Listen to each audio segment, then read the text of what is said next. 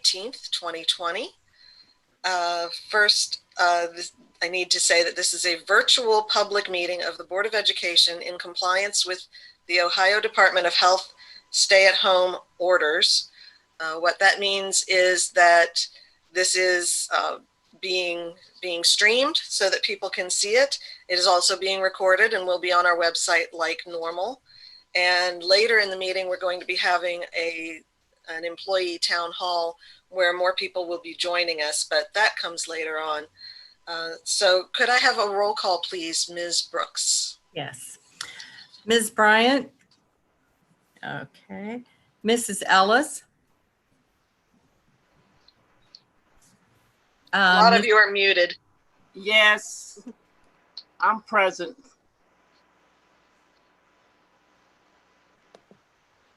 Becky, you're muted. And Mr. Kim Glenn? is muted, Here. but she's here. Mr. Kilgore? Here. Dr. Turner? I am here. And Ms. Bryant? Kim, you're muted.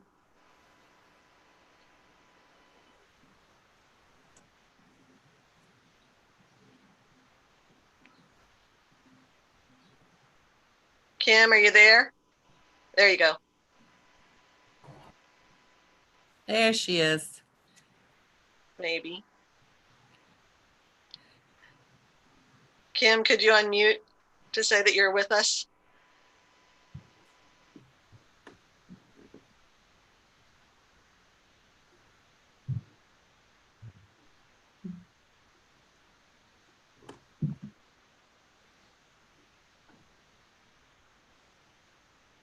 Okay, she might have to join us in a minute or two. Okay. We'll just continue for the moment.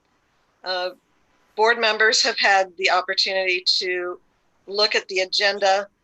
There was a very late revised agenda that went out, so some of you may not have actually seen the revised version in time. There were just 2 items that were added. If you want to take a second to look over the agenda, the newer agenda, if you didn't get to see it, you can do that. But otherwise, do I have a motion to accept the most recent agenda as written? So moved. Second. Moved by Mrs. Ellis, seconded by Mr. Glenn. Any discussion? Could we have a vote, please? Did Ms. Bryant enter the meeting yet? If she did, she's still muted. Okay. Mrs. Ellis? Yes. Mr. Glenn? Yes. Mr. Kilgore? Yes. And Dr. Turner? Yes. Thank you. The board members have also had the opportunity to look at the minutes from last month's meeting. There were, the meeting was on April 20th, 2020. So do I have a motion to accept the minutes from last month as written? So moved. Second. Moved by Mrs. Ellis, seconded by Mr. Glenn. Any discussion? Could we have a vote, please? Mrs. Ellis?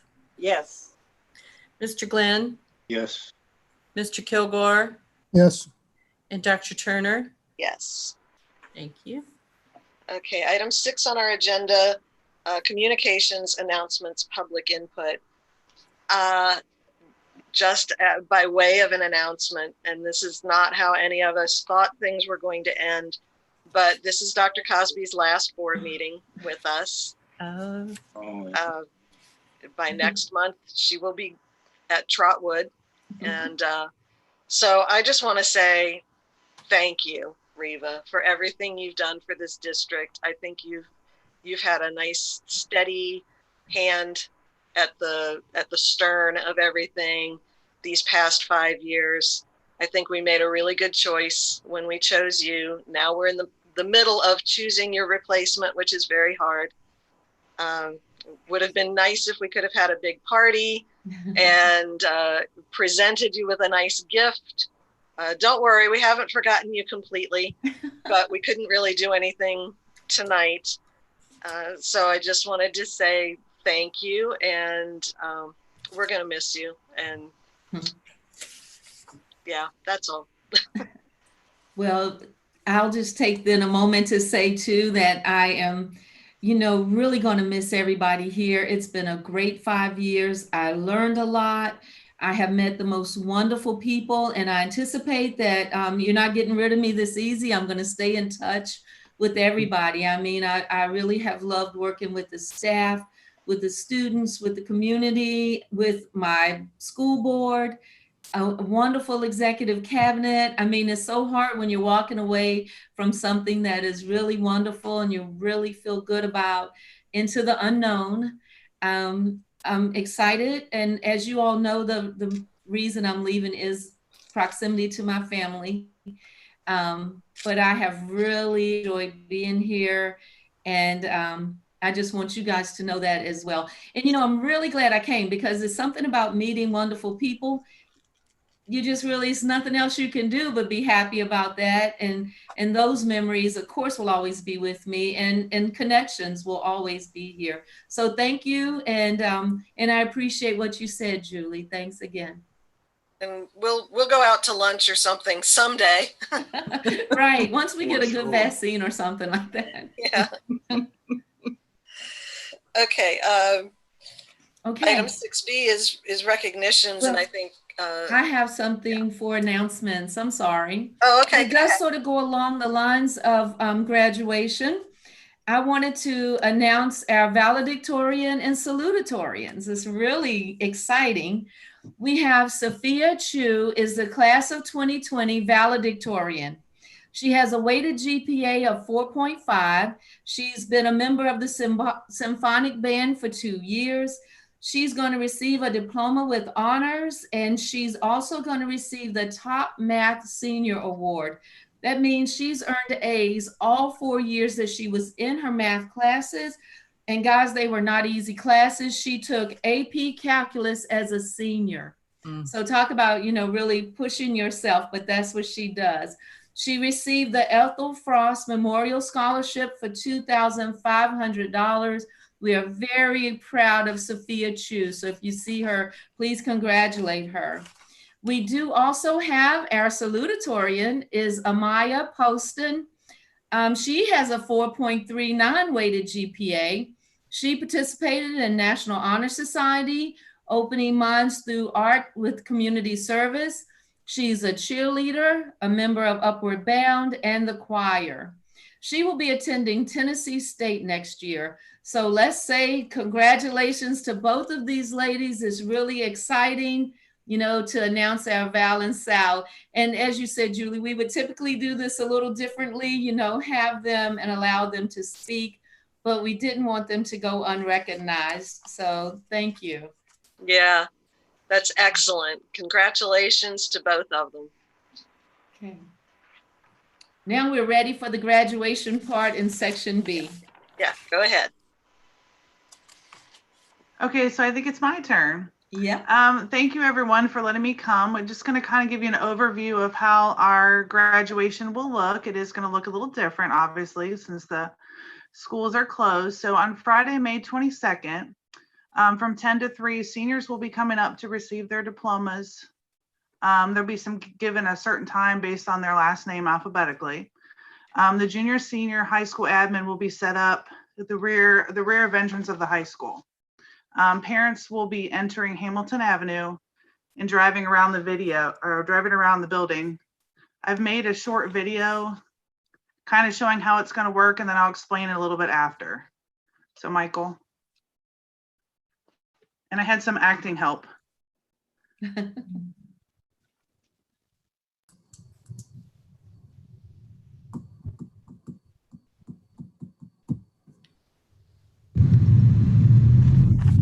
As we proceed through the processional, we'll hit several checkpoints. As we pull around the building, staff will continue along the right-hand side to their parking spots. This includes board members who will have 5 spots set aside just for them. The procession will continue on to the left, in which we'll have the first check-in point. At this check-in point, they'll be greeted by administrators and they'll be placed in order so that their diploma will be ready upon their arrival. At this stage, we will proceed where the student will walk down the sidewalk. It will be decorated wonderfully. And the car will proceed forward to where they get a bird's eye view of the actual event. We have a wonderful decoration and presentation for everybody involved that will take place right here. Okay, so we have our first graduate pulling up, dropping off, getting out.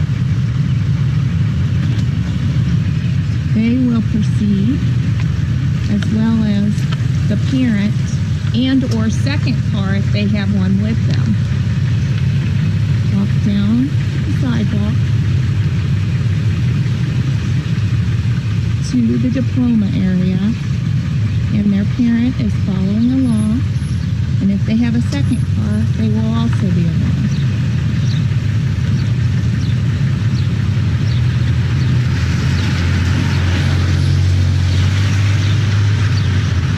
I'm gonna get in the vehicle where? Okay, we have new participants.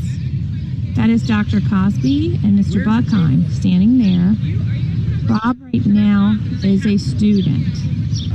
Student is walking into the area to pick up their diploma. The parent is moving with them. They will pick up a flower and their diploma off of the podium, wave to the parent, get a picture, proceed away from the diploma area. There will be a table to sign the banner. Lori Miller will be there. We'll keep walking with the parent. Student will get back into the vehicle, get in the vehicle. Mr. Morris will be down here at the end. They will proceed away and be directed to go exit our area through the back by the transportation. At that point, other graduates will be doing the same type of thing down there. Okay, so we put that together today. I was driving, that's my car. We've worked really hard. The whole area will be decorated. It's kind of hard to see kind of where Dr. Cosby and Mr. Buckheim will be. There'll be a backdrop, a podium, the American flag. They'll have their gowns on. We're trying to make it as close to the real thing as we can. Seniors will receive their diploma and the flower. They'll get a professional picture. The pictures, along with other graduation speeches that are normally in a typical ceremony, are going to be put together into a virtual ceremony that will be shared on June 19th. So then the kids can see it at home with all the pieces. There is some reserved parking for board members and staff. We've tried to make it as close to the typical graduation ceremony as we can. Seniors' names will be announced, and we'll be playing the Pomp and Circumstance song as seniors exit their vehicles. So we're pretty excited. We've been working on this for quite a while. So are there any questions about what's going to happen on Friday? How many students are we having graduating? We have 200 students. We're not sure how many will come. Okay. Hopefully they all will come. What are the time slots again? They're from 10 to 3. We've gone alphabetical. Okay. Yeah. So they all, hopefully it'll be spread out throughout the day. And where are they going to start your procession? It'll start, so the families will enter in Hamilton Avenue. And if you're coming to the front of the building, you'll go to the right and they'll just go around to the back, and that's where they'll start their first checkpoint. Oh, okay. Yeah. So there'll be an administrator there that can radio over to Ms. Berg to kind of get those diplomas in order, because obviously they're not going to arrive in alphabetical order. We'll just have to take them as they come. Diane, what date did you say it was going to be, the video is going to be available? On June 19th. Okay, thank you. I have a question. Sure. Who's going to make sure it doesn't rain like it did today on Well, Bob? We have a plan for that if it does rain, but we are all keeping our fingers crossed that we have a nice sunny day. Okay. But we do have a backup plan and things, ideas for if we do get a little bit of rain. Yeah. And Diana, could you do me a favor? And I was going to do it, but if you don't mind, share the things that you have done for the seniors of the class of 2020. Yeah, sure. A group of teachers and staff, we put senior signs in every senior's yard. So that was exciting. We have some virtual activities that have been set up. They've been playing some trivia games. We put ribbons up and down Hamilton Avenue. Last Friday, we had over 70 cars in a processional staff parade, and we went around probably about 4 or 5 miles of resident areas of seniors and celebrated them, and that was a great time. And you've done some videos as well. I know. Yes, and we did which you guys are all involved. We did a staff goodbye video for the seniors as well. That went out last week. So we've tried to think of some outside the boxes just to make our seniors feel special. Okay. You've done some really creative things. That's exciting. And I would like to say at this point, before we move on, that the document is in the email for staff to be able to ask questions about the presentation they will see from John Noble about the Early Learning Center. So I just wanted to get that out before Becky gets started. Thank you, Diane. Great job. Thank you, guys. Thanks. Okay, the next item is a presentation from Ms. Rebecca Brooks on the 5-year forecast. And before she starts, I'm just going to say these always look scarier than they end up being, but it's her job to scare us. So go ahead, Becky. I do my best. And my assistant, Jen Burke, is working the slides for me so I can just talk, which you know I enjoy talking. That first slide just shows you by pie chart the revenue sources of 2019 versus 2024. So Jen, if you'll just go to the next slide.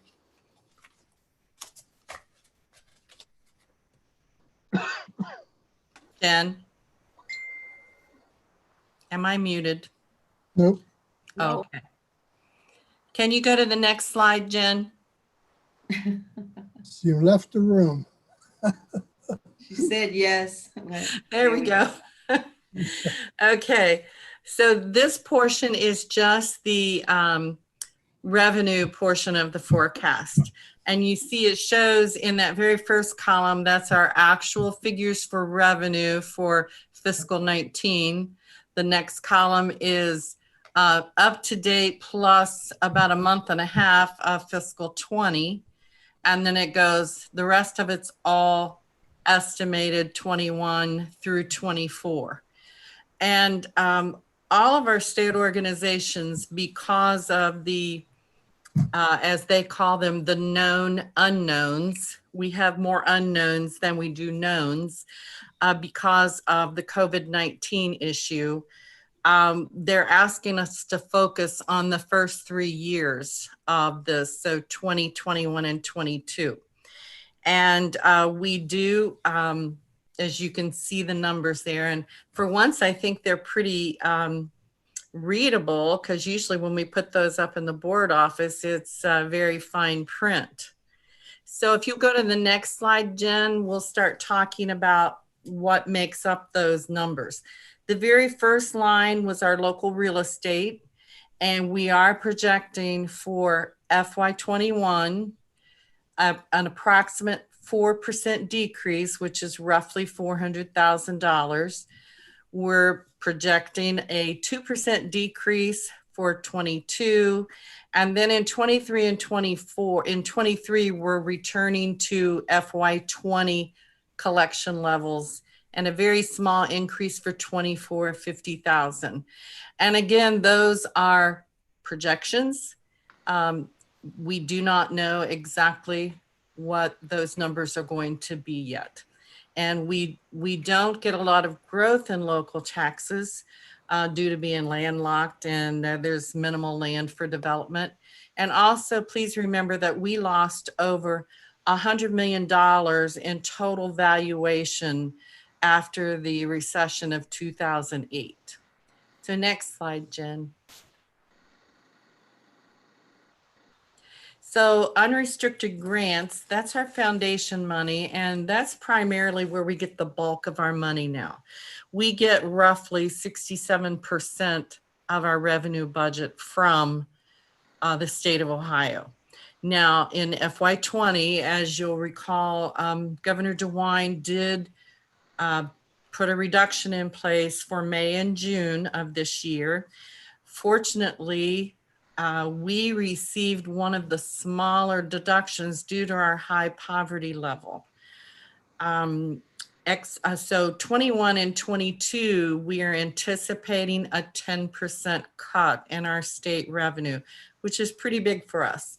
However, again, we don't know that for certain. Some districts were using 20%, some were using 5%. So we went with a little middle of the road. And again, it's still depending on how taxes come into the state.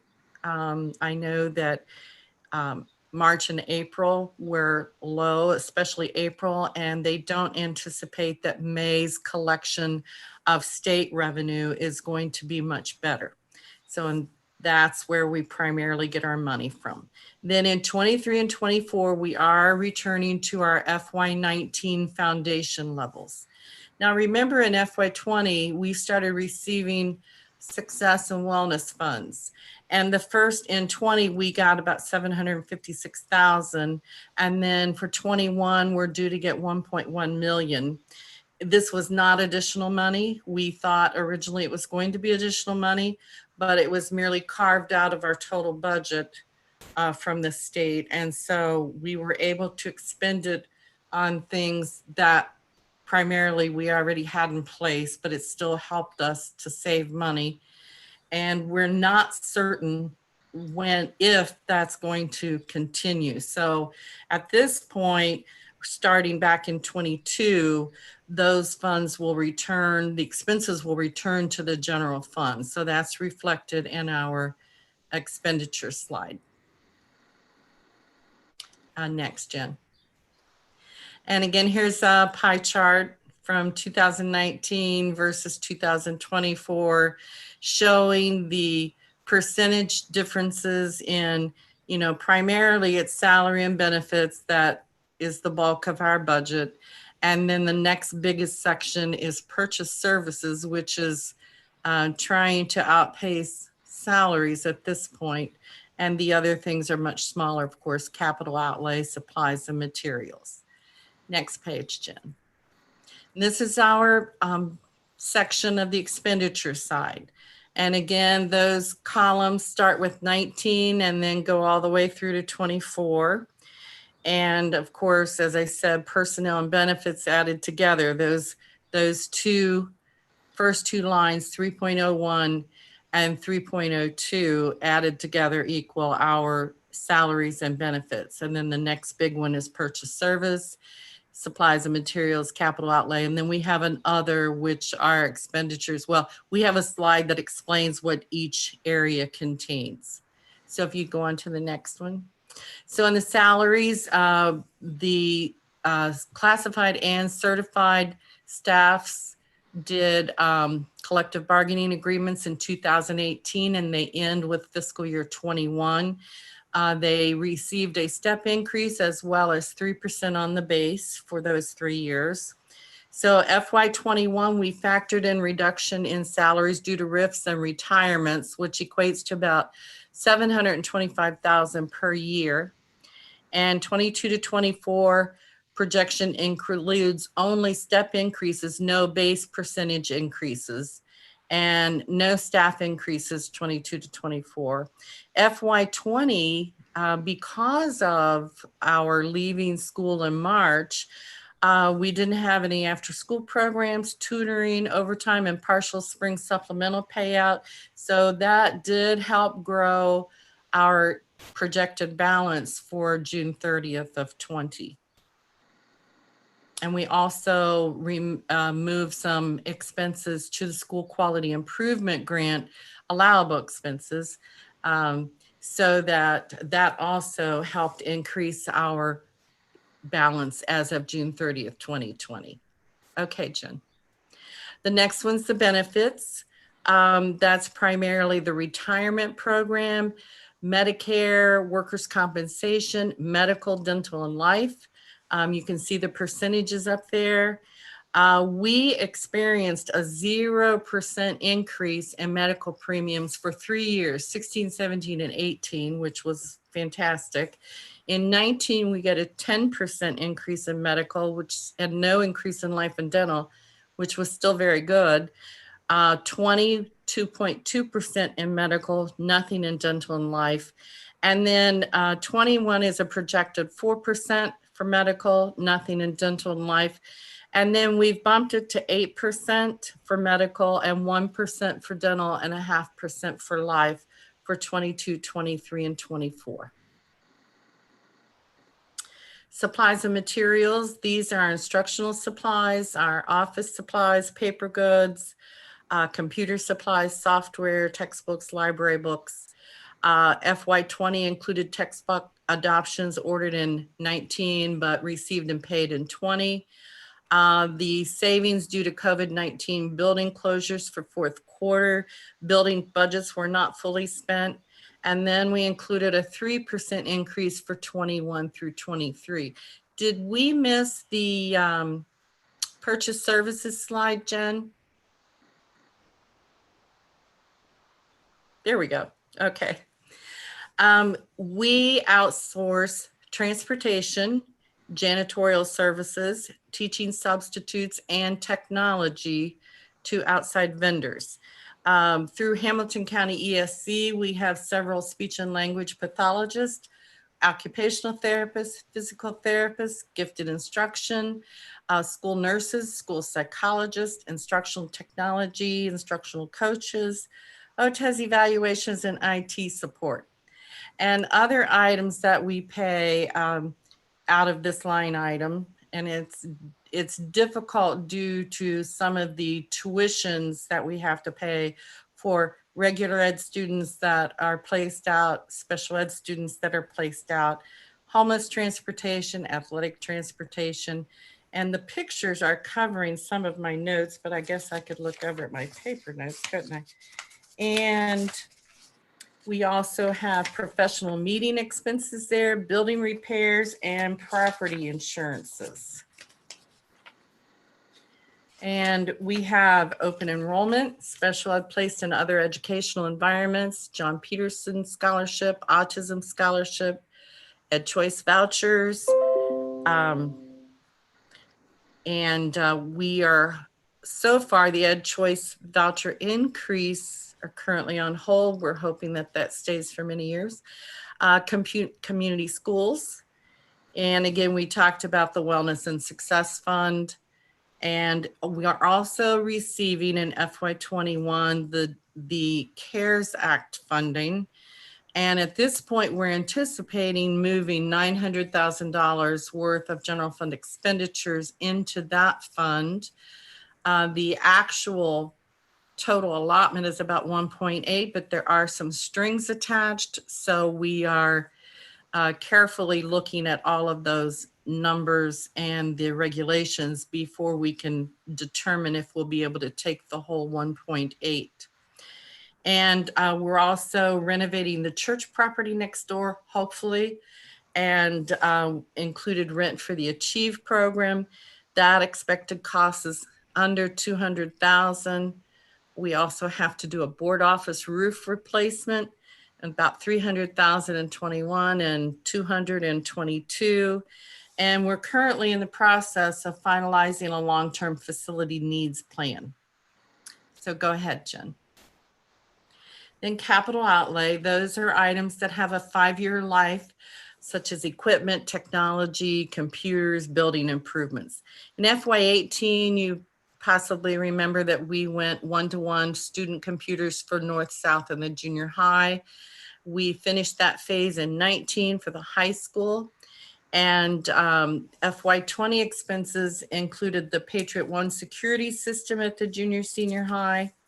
Then we have the 20 and 21 Chromebooks, half each year for a total upgrade of the entire package. Future years include allocations of $100,000 each year for replacements.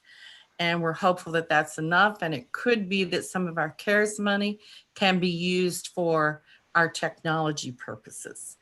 And the forecast period for the capital outlay, which is a rather small amount compared to the larger amounts of salaries, benefits, and purchase services, we are including a 4% increase. And the next one, our other objects are for auditor and collection fees, bank fees, other professional organization fees.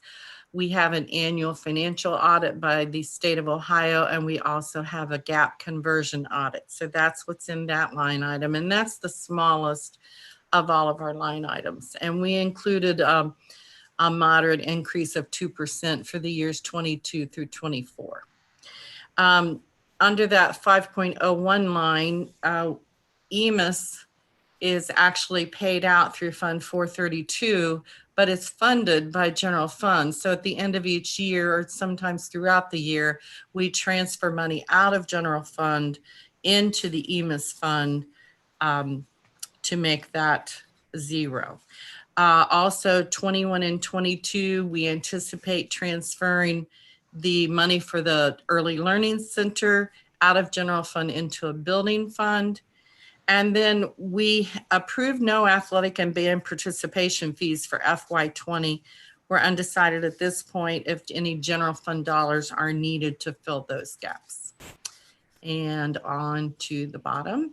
So you'll see we're focusing on those first 3 years after the first column in the blue. We're estimating ending with a cash balance of 22.5 million. And then in 21, our estimated cash balance is 9.8.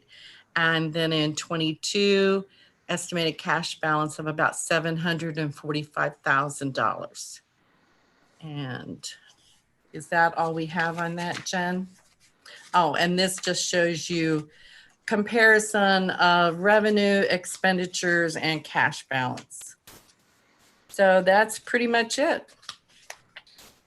Becky, Yes. I remember when we talked last week, you mentioned the different levels of how you could plug in the Early Learning Center funds. Are those reflected in what you just showed us? Yes, those are all out of there. Okay, thank you. Any board members have any questions for Ms. Brooks? Yes, quick question, might have missed it, but why the significant drop off in cash balance from 22 million now to soon to be negative? Well, we moved the money for the Early Learning Center out of general fund, and it's going into a building fund so that we can track all of the expenses for the building program for the Early Learning Center. So that's significant. And also remember, we also are not sure what our funds are going to be from the state foundation.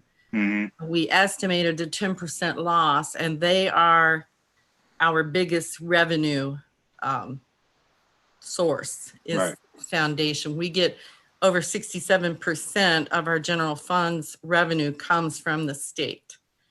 So we cut those for 2 years at 10%, and then we're gradually moving that back up. So that's why you see that loss or decline. And Becky didn't give her usual disclaimer, which is that for all expenditures, she estimates high, and for all income, she estimates low. Well, this time that's not the case. Oh, oops. We tried. That's okay. I appreciate that. This time we tried to be as close as possible. And again, there's so much we do not know at this point. Well, yeah, because there were rumors. Like to add that when the governor took away from our fund, people thought it was going to be a lot. It was $300 million, but we only lost less than 1%. So it was nowhere near the 10%, even though that is the conversation that people are having. But I would just remind you all that when the governor made that, he did say, I hope I don't have to cut, that this is the deepest cut. So as they're doing it, if they continue to do it the way they did, then districts with their population and the money that we need, he is giving us a different look. It's not like he's cutting everybody the same across the board. So that could be a positive. Also, there's another amount of money, if I'm not mistaken, similar to the CARES Act that's coming out. I think we may have to apply for that money, or maybe something that you have to do, but there is another, there's more money that's supposed to be on the way. I'm not sure how you get it, but that's been coming up in my superintendent's meetings as well. Yeah, we don't have any final details about that. Oh, it's something I did forget to mention. We will be doing another forecast, probably not next month, but in July, because hopefully we're going to get real numbers by then. Okay. And I'm planning on doing one every other month. And then of course we're required to do one by November 30th. So I'm hoping this picture is totally different in the next few months. And better. And yes, that's what I mean by different, much better, because we'll have real numbers, hopefully. Okay. Thank you.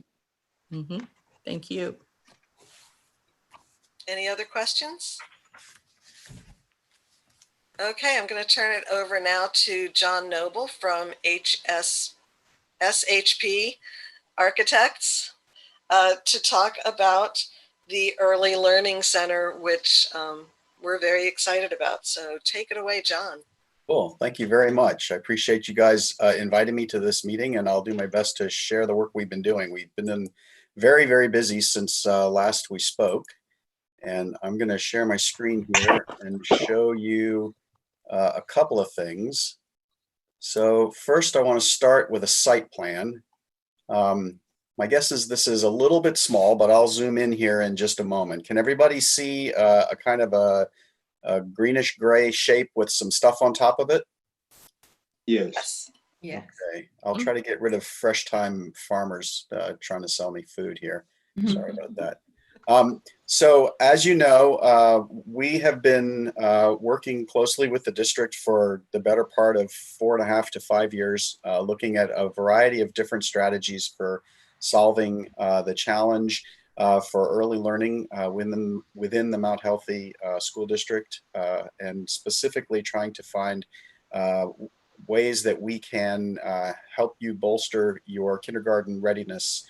And one of the tactics and strategies that the board identified early on as being really important was to reinforce and strengthen your early learning program, and to really kind of try to work on making a very smooth and coherent transfer from preschool into kindergarten. And early on, we looked at just a preschool, but very quickly it became apparent that maybe the best way to address this challenge was to kind of make that transition happen within a single facility. So we started looking at a combination of preschool and kindergarten. And then roughly about 9 or 10 months ago, we hit on the idea that we would start with preschool and kindergarten, but we would leave space in the future so that in the next 5 to 7 years, when your elementary schools are again crowding at the seams, bursting at the seams, there would be space available and a plan in place to add a first grade wing to the Early Learning Center, so that you would wind up with a PK through 1 school, which would really help you make sure that you had all of the services and all of the supports necessary to help the youngest children be prepared for a really strong future of learning and transition really seamlessly. We originally looked at 2 different sites, the Miles Road site and the former Rex Ralph Elementary site. And for a wide variety of reasons, the board asked us to focus primarily on the Rex Ralph site. So that's what I'm showing you right here. Down here at the bottom where my pointer is Adams Road, and then Bella Loon comes in right up here.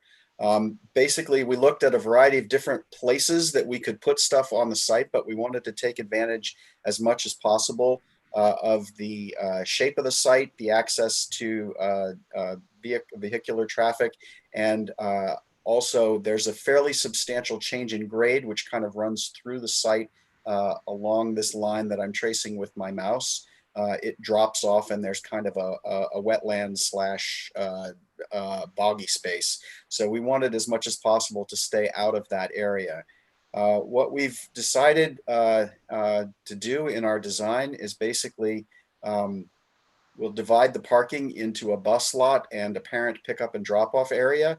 The notion is that we're providing spaces for 11 buses because all of your buses will be coming here as well as serving the rest of the schools, given that all of the young children in the entire district will come to this facility. So we have space for 11 buses to come in and drop off right here in the front of the school. We also have space for a preschool car line, which would kind of wrap around like this. And then there's some additional parking tucked down at the base of the entry area for staff and visitors. The school is essentially divided into, the school is divided into a couple of wings and a central administrative portion. This dotted line is the footprint for the future first grade. So when the building first gets built, there'll be 2 academic wings and a kind of administrative entry hall. And in the future, we would have space to build a first grade wing. We don't know what the shape of that first grade wing will be, but we know that it'll be roughly the same size because it'll be accommodating roughly the same number of students. I would anticipate that as we move into and learn and grow in our new building, we'll definitely learn ways of doing things better. So it's unlikely that what we show right now is exactly what they'll be, but it'll be something not at all unlike that. So I'm going to flip over to does anybody have any questions about the site plan before I move into the floor plan? Is there plans for a playground? I will show you that. There are places for playground. There will be an enclosed courtyard space here with structured play and a kind of a green space.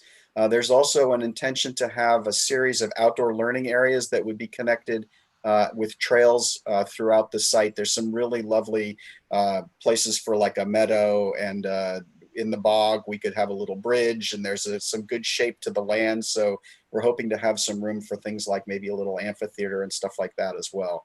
But I'll show you the playground here in just a moment. Okay, thank you. So I'm going to zoom in just a little bit here and kind of very quickly give you an overview of what the plan is. And the reason I say very quickly is I've also got a video that I'm going to show you that'll give you a tour. But first I wanted to show you the plan just so that you would have your bearings as we sort of fly and walk through the building.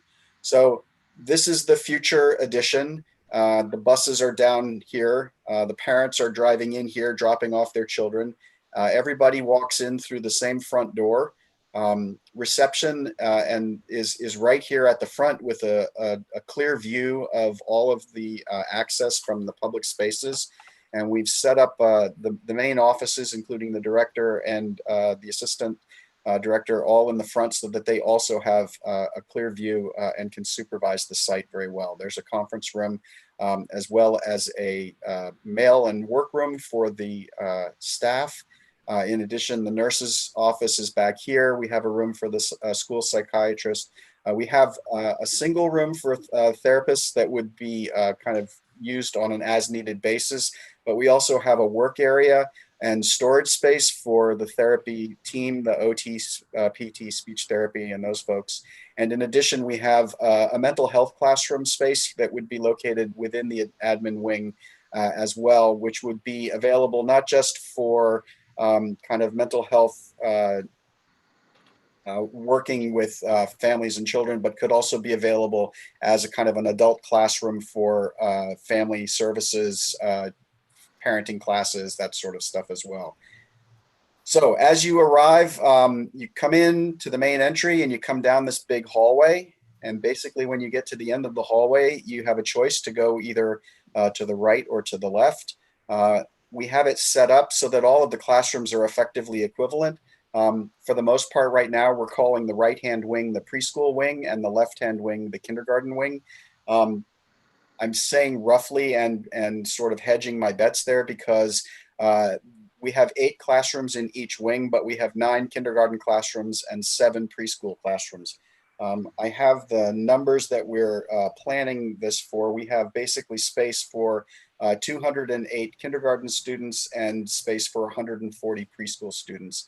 When I say 140 preschool students and 208, we actually have room for more than that, but those are the sort of the planned numbers that we've been asked to look at. The classroom wings are set up in such a way that most rooms are in pairs around a shared sort of messy work/art space that we're calling the atelier. So essentially you have a classroom. Each classroom has a dedicated restroom for the children.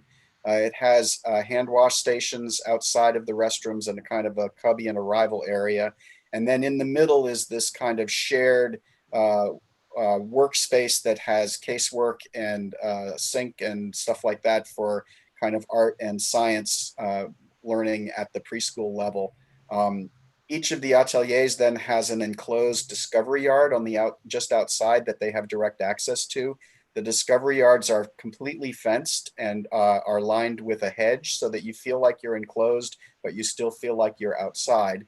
The notion is that you could, on a beautiful day, you could have the doors for the atelier wide open, and the kids could basically treat this entire space as a single learning environment because it's completely enclosed, as you'll see when we get into the model, into the video.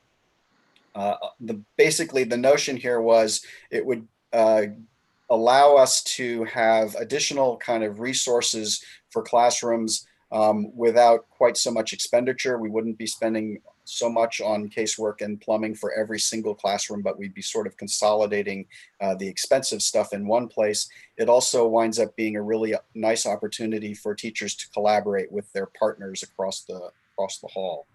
All of the classroom pods are grouped around a large open space. So these classrooms are all around a large muscle room, which is roughly about 1,200 square feet.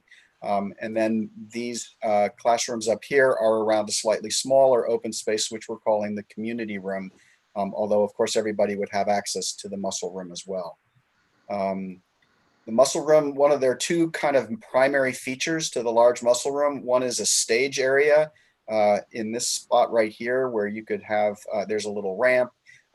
You'll see we've got a little racetrack that kids can ride their scooters on or do whatever, walk around or whatever.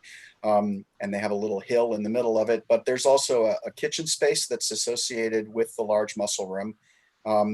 One of the key things that we were asked to do was include a staircase in the building. And given that it's a single story building, we were a little bit, it took us a minute or two to figure out how we were going to do that, but we figured out that we could put a loft space above the kitchen so the children can walk up a set of stairs, which will take them up to about a 7-foot high loft space, which you can also see from down below, and you'll see that in the video. A couple of other things, there are a lot of sort of supplemental support spaces. So there are a lot of little, we're calling them reading rooms. They could be used for small groups. They could be used for therapy. They could be used just for if you've got a couple of kids that need some calming down or whatever, they could go into these rooms with an aide or whatever, and it would be a chance, a place for them to sort of get away and relax a little bit. We do have a dedicated sensory room in each of the wings. That sensory room basically is a place where you can control the lighting, you can control the sound. There would be potential for colored lights. One of the things that we were asked to incorporate was a kind of a swing that helps children calm themselves. So that would be located potentially within the sensory room as well. Another important piece of each wing is there's a kind of a teacher support core. There's a teacher prep space with a little kitchenette and a considerable amount of storage, a copier, stuff like that, as well as a dedicated restroom. And then there's a family style, sort of a family restroom off of the large muscle room in case somebody has an urgent need while they're out away from their classroom. Finally, off of the community room, we have a large group room. One of the things that we were asked to do was look at how we could support some sort of adult and high school learning as well. because the notion was that potentially several, that there might be interest within the high school students to be pursuing a CDA, which is a Child Development Associate degree. So potentially working with the Early Learning Center, you could have high school students that were graduating not just with a degree, but also qualified to go and move on into a career in early childhood education. So you asked about the courtyard and the playground. Essentially, the courtyard is kind of divided into two pieces. There's a more structured play area in this section and kind of a green space in this section. And then there's this fun kind of hallway space underneath the canopy for the discovery yard that you'll see in just a second. So that's a really fast tour. If you have any questions, go ahead and ask. Otherwise, I'll show you the video, and then there's absolutely, of course, time for questions after the video. Does anyone have any questions before I get to the video? Okay, let's see. I'm gonna close this, and I'm gonna start this, and then I'm gonna go, whoops, I'm gonna pause that first. Go up here, optimize. Okay. And then I'm gonna do this. Okay. I'm gonna hit go. Oops. Sorry. I'm gonna do that, and then I'm gonna do this. So we're starting by Adams Road. We're kind of flying in over the bus lot with the parking on the parent parking and staff parking on the right. You can see the turnaround kind of up ahead. Obviously, this is in a long time once these trees actually grow.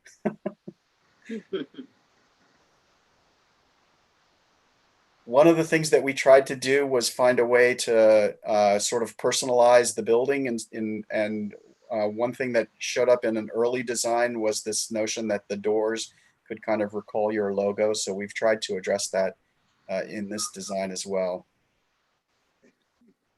So we'll come into the entry hall. A lot of the stuff that you'll see here, it's just ideas or placeholders. These are not in any way final designs, but one thing that we know is that little 3-year-olds and 4-year-olds, they love to follow a line. So we thought maybe we could put some trails on the ground. They don't necessarily have to wind up being solid colored lines. They could be one kind of owl goes to the right and another kind of owl goes to the left. But as we come into the academic wing, you'll see the stage on the right and the little kitchenette on the left, and that screen space up above is the loft. So we've got a couple of nice big skylights so that the large muscle room will be flooded with daylight.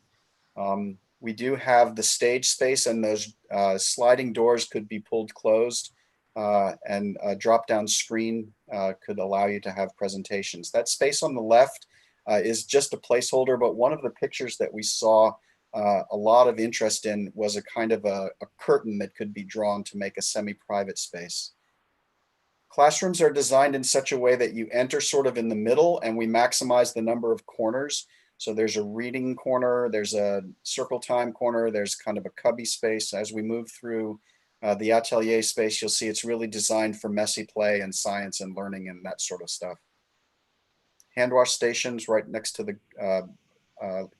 cubbies, as well as the restrooms. And then this is the community room with that large classroom in this large group room in the back.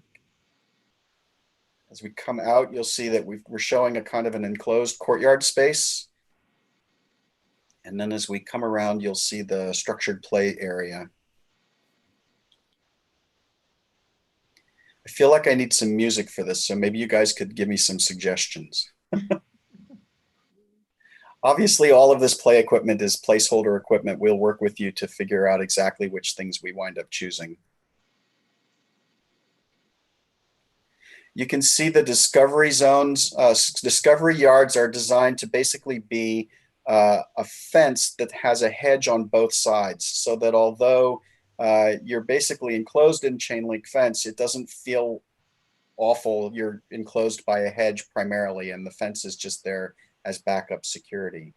The idea with this little porch space was that it would make potentially a little bit of a stage for outdoor readings or outdoor music or whatever. It also is just kind of a nice spot to be out of the rain if it's a rainy day. Down to the left is where ultimately the cafeteria will be in the future when we add the first grade wing. And once we're done with the video, I'd be happy to talk about the second phase piece if you're interested in it. We're coming back in here because I wanted to take us through the office suite. I wanted you to see how the secure vestibule would work. Typically, these doors would be locked during the day. So any visitors would come through this door, they would get screened and checked by the secretary or receptionist, and then they would be released into the right locations. That room we just saw was this the mail room. That's an office space. This is the director's office, and here's the conference room with a nice view back towards the parking area. As much as possible, we've tried to have kind of connections to the outside. We've sort of established two kinds of scale, low windows where kids are and high windows where grownups are. This is that therapy work zone, and then this is the mental health classroom. So as you come in that main hall, the windows are tall because that's kind of a shared public space. But as you hit that intersection, the windows shift low to suggest that you're entering into the children's area. We're now going to exit the building through what is essentially sort of a food transfer station. We were trying to figure out exactly what the most responsible way to spend money in terms of the kitchen would be. And it, especially for the first, this first phase, it didn't make a ton of sense to make a gigantic kitchen, especially since we don't know exactly what's going to happen in the future. So the plan at this point is that meals will be prepared off-site and brought in carts, heated carts, and loaded in that transfer room, at which point they'll then be distributed for eating within the classrooms, which is typically the preferred way to do meal and snack times in preschool environments anyway, because of the incredible opportunities for learning. So we're just going to kind of spiral around the building at this point. You can see the various different discovery yards, as well as a couple of kind of access points to the outside. We've tried to make sure that there's plenty of supervision and surveillance at all locations. But in addition, of course, there would be cameras that would be located not only on the building, but also mounted throughout the site to help maintain control and ensure that the right people were where they were supposed to be. We're circling around that white box down there is the dumpster enclosure. And essentially the cafeteria, if you can see my mouse, the cafeteria in the future would be basically built right here with the kitchen kind of infilling this slot here. So ultimately we would have room for a cafeteria that was roughly 2,600 square feet and could easily support the 200 plus or minus kids that you'd be serving in each lunch. And this area down here, of course, is where the future addition would be located. So that is the video. Let's see. I can stop my sharing. And if there are any questions that anybody has, I'd be happy to answer them. And if I need to go back in and open a plan or point something out, I'd be happy to do that. I have a question. The fire exit doors, I've only seen the doors coming out of the kitchen and the main entrance door. Are there any other door if there's an emergency for the kids to get out? Sure. Let me actually do that screen share and I'll show you exactly where they would be. Let me quit out of this and go back into here. So in terms of security, one of the things that we talked about early on when we first were sort of identifying how we wanted to think about the building was we wanted to make sure that there were sort of two strategies that were going on at the same time. One is we wanted to give the opportunity to close down the building in compartments, almost as if the building was like a submarine. So essentially you'll see there are a series of thresholds within the building. Of course, the first one is this one right at the main entrance, which will always be closed when school is open. And you'd have to go in around this way through the monitored access. While school is in operation, all other doors to the outside would be locked. The next set of threshold doors are here, at the entrances to the academic wings. In addition, there's a set of doors here that separates the smaller wing from the larger wing. And then finally, you want to have ways of getting out, right? So you want to slow people down so that they can't move through, but then you also want to make it possible for people to get out of the building.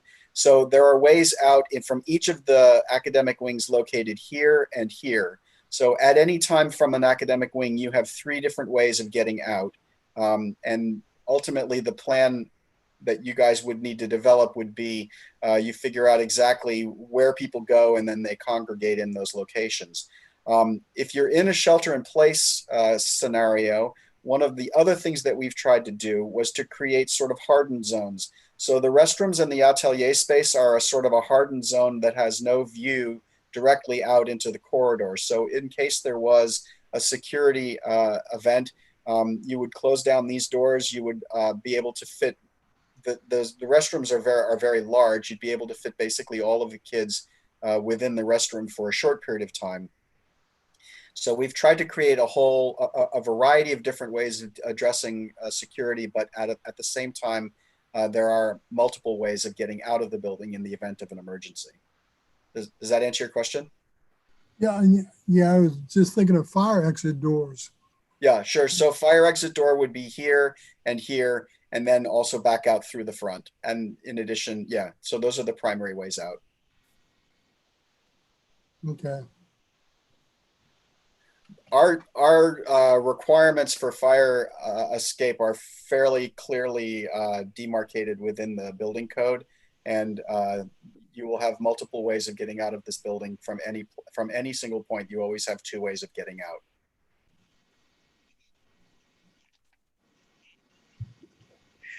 Any other questions? This isn't a question. I've seen versions of this presentation multiple times now, and each time it gets a little more refined and a little more polished, and I am just so excited about this. Every time I see it, I just think it's a really fabulous plan. So I'm very excited. Good. We are too. Ditto. Fantastic work, John. Thank you very much. And if I may ask, Mr. Noble, make sure you stay on till the end because some questions are coming in for you. Absolutely. No problem. Okay, so I think we're ready to move on from our presentations for the moment.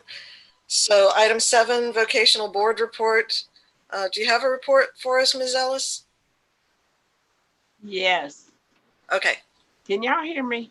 Yes. Yes. Yes. I really don't want to read this, but anyway, we also had our meeting via Zoom, and they did policy revision. The board approved revisions to current policies to reflect changes in Ohio laws and regulations. This includes changes specified in House Bill 491, limiting treasurer liability regarding confirmation of employee licensure. Modifications to the ORC spelled out in Senate Bill 216 on substitute teaching license and the contract status of non-teaching employees, and revisions based on current ODE licensure requirements. The board also approved the use of electronic signatures and records as part of the school business function. They were first introduced last month for review, and so they were voted on this time. The president CEO report, he updated the board on several items. Virtual senior ceremonies will be shown next week on the Great Oaks Career Campus Facebook page and website. The dates are, well, the one y'all would be in probably interested is where we have our kids at, and that's at Diamond Oaks, which is Monday, May the 18th at 8 p.m. and Scarlet Oaks on Tuesday, May the 19th at 7 p.m. And if you want to look at them later on, they'll be on the website and on YouTube. The professional development this spring and summer will include developing and advancing skills with tools like Blackboard, Zoom, and Remind. Teachers will also learn more about education in a blended classroom setting. And they have planning for renovation at Live Oaks Career Campus, and it continues. And current design plans would make the building more secure and add new lab space for additional programs, create a new common area for students, update labs as needed, improve hallway traffic flow, and create new entrance and exit patterns for vehicles on the campus. And that's the end of my report. Okay, thank you. Our next item is the legislative report, and normally I don't like to just cut and paste my reports, but this is an appeal from the Ohio School Boards Association, the Buckeye Association of School Administrators, and OASBO. Becky, you'll have to remind me what that stands for. Ohio Association of School Business Officials. Thank you. So this is a joint appeal from those three organizations. Ohio's state budget revenues are down dramatically from previous projections. Governor DeWine made the tough decision to cut expenditures in the current fiscal year by $77 million, including $300 million from public school districts. Ohio General Revenue Fund tax revenues were $866 million, or 35.3% below projections in April, and expectations are that GRF tax revenues in May and June will also be well below projected levels. The only information we currently have is related to fiscal year 2020. But many experts are predicting the need for additional state budget cuts in fiscal year 2021. There is much speculation about the need for utilizing Ohio's rainy day fund and whether it will be tapped to avoid further cuts yet in fiscal year 2020. These are truly tumultuous times. The recently announced $300 million education foundation reductions are affecting districts differently, both in the methodology for how the per pupil reductions were calculated and also in the funds available at the local level to withstand the losses. Regardless of how your district has been impacted, the most needed action to help all districts is for Congress to pass legislation providing education funding to offset state and local funding reductions for the next 2 years. Of all the areas for investment under consideration in proposed federal coronavirus legislation, education has a strong case to make for significant budget relief. District leaders must act now to urge the Ohio congressional delegation to protect school districts. Contact your U.S. House of Representatives member and both Ohio U.S. senators today to ask for help. And I would say not just district leaders. The legislators, both at the state and the federal level, really do listen to their constituents. So the more voices speaking out in favor of helping school districts, the better, and the better we'll be off in the future. So that's my report. Item 9 on our agenda is the report of the treasurer. So handing it back over to Ms. Brooks. Thank you, Dr. Turner. Wait a second. Okay, item 9A is a recommendation to accept the schedule of bills for April 2020. So moved. Second. I guess I need to stay unmuted. Okay, that was moved by Mrs. Ellis, seconded by Mr. Glenn. Any discussion? Yeah, I have a question for the people that like say Scarlet Oaks, Petersman, and the security company. Do we get any kind of breaks on that? You mean Scarlet and Gray? Scarlet and Gray. Yes, we have. In their contracts, there were options in case we had some kind of epidemic or pandemic. So we are not paying the full ride on those contracts. However, Scarlet and Gray is doing a lot of extra workforce right now. And as a matter of fact, they donated some of their work for us. You'll see that further on in the agenda. Some of the special cleaning they did for us because they have to go in and do the disinfecting and all of that. So they did donate over $5,000 worth of work for us, but it is definitely under what we would normally be paying. Okay. Any further discussion? Could we have a vote, please? Is it the same for the other contracts? Did we get any reduction in the other contracts? Oh, yes. Just about all of our contracts we received reductions on. The only ones that we didn't with Hamilton County because their coaches continued to work with our teachers and we're still receiving some of those benefits.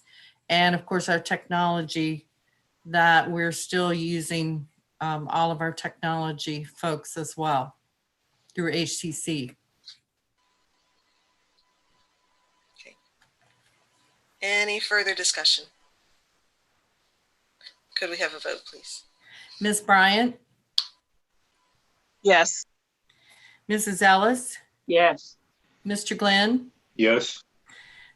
Mr. Kilgore? Yes. And Dr. Turner? Yes. Thank you. Item 9B is a recommendation to accept the April 2020 financial statement. So moved. Second. Okay, moved by Mrs. Ellis, seconded by Mr. Glenn. Any discussion on that? I would like to point out one item. Our investments have done very well this year because we had the additional cash flow, well over $350,000, which we have not been there for many, many years. Okay, good to know. Good news. I think we're ready for a vote, please. Ms. Bryant? Yes.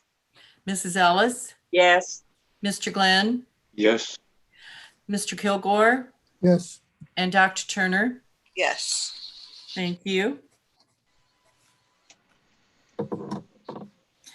Item 9C is a recommendation to accept the May 20 5-year forecast as presented. So moved. Was that Ms. Bryant?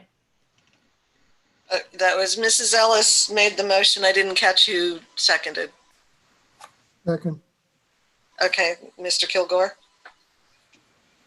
Any discussion?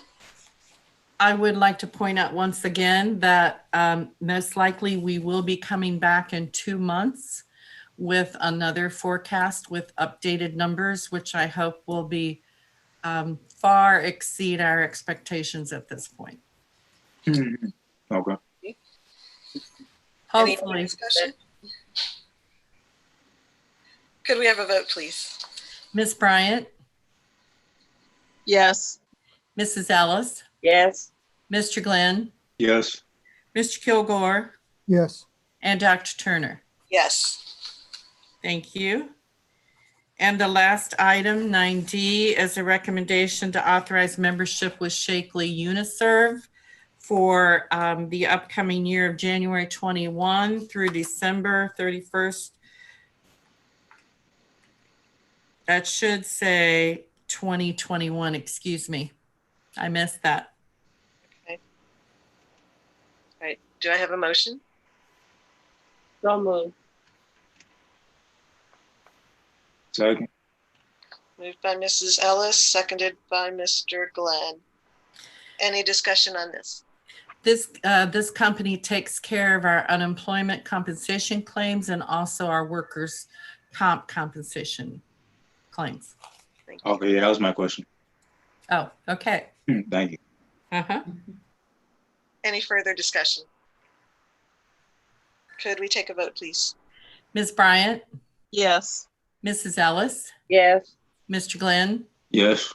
Mr. Kilgore, Yes. and Dr. Turner. Yes. Thank you. And sorry, I did not see the number E because I have my hand over it. 9E is a recommendation to approve payment of the following invoices under a now and then and now certificate. Cincinnati Arts Association in the amount of $300 and MCOR Services in the amount of $41,885. Do I have a motion? So moved. Second. Moved by Mrs. Ellis, seconded by Mr. Glenn. Any discussion on this? Yeah, what is the MCOR service? The MCOR takes care of our automated logics, which is the software that runs our HVAC systems. And they do preventative maintenance as well as, following up when there's any issues. And that's for May, June, and July. So it's for 3 months? Yes. It's pretty complicated now to have taken people to take care of all of our switches and everything. So it's 41,000 for the whole 3 months? Yes. Okay. Any further discussion? Could we have a vote, please? Yes. Ms. Bryant?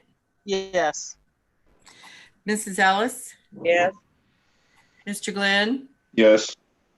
Mr. Kilgore? Yes. No. And Dr. Turner? You Yes. said honey, you hurt me. It hurt my legs. Thank you, Barry. And this time that is the final one. Okay. Thank you. Item 10 on our agenda is the superintendent's report. Dr. Cosby. For the last time. Oh. The last one. Well, I would like to start by saying, Rebecca Brooks, that was a wonderful 5-year report. Thank you. Thank you. And actually, Becky, as we know, it looked pretty good compared to some we've had before as far as how quickly, we move off of our amount. And I think we all need to remember, because I know we've been watching at 2:00, the governor come out and talk about what's going to happen.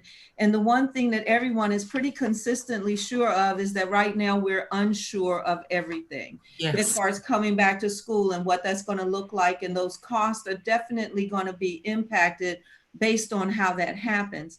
I did want to say, it sort of goes along with what Dr. Turner said, is about advocacy for the school districts. I just wanted to remind everyone that Mount Healthy does have our administrators, particularly myself and Becky, are involved in several advocacy groups that do stay in touch with the state legislators. They do tell them what we need and how we're being impacted. And we get the opportunity sometimes as well, different superintendents are invited to come and speak, but we are also allowed to have input into how that's impacting us. So I know, for example, that right now we have legislators working on a bill that would give potentially some immunity to school districts if we were to do everything within our power right now while we're on this type of online learning to follow students' IEPs. But if for some reason we couldn't, we would be held not, and we would be immune to parents coming and saying you did not do this as long as you do the best you can. And they're looking at that in terms of other things, because who knows, what was going to happen with this COVID-19. As you know, we're sort of thinking about, there are 3 ways we can come back. Either we come back full force in the fall, everybody shows up at school. My guess is even if we do that, there are going to be a lot of parameters, what the 6 to 10 feet spacing, the mask, all of those things, which have potential cost to them. Transportation, if we have to do more than one schedule. There's a lot with that. Then it could be that we do something that is like a blended way of returning, which would be some kids are online and some are in the buildings. That's a whole nother set of things we have to work through. And then the other way that we might come back is that everybody stays online. We're waiting for direction specifically from the Ohio Department of Ed, from the governor, from ODE, and from the federal government. I meant the Ohio Department of Health and ODE.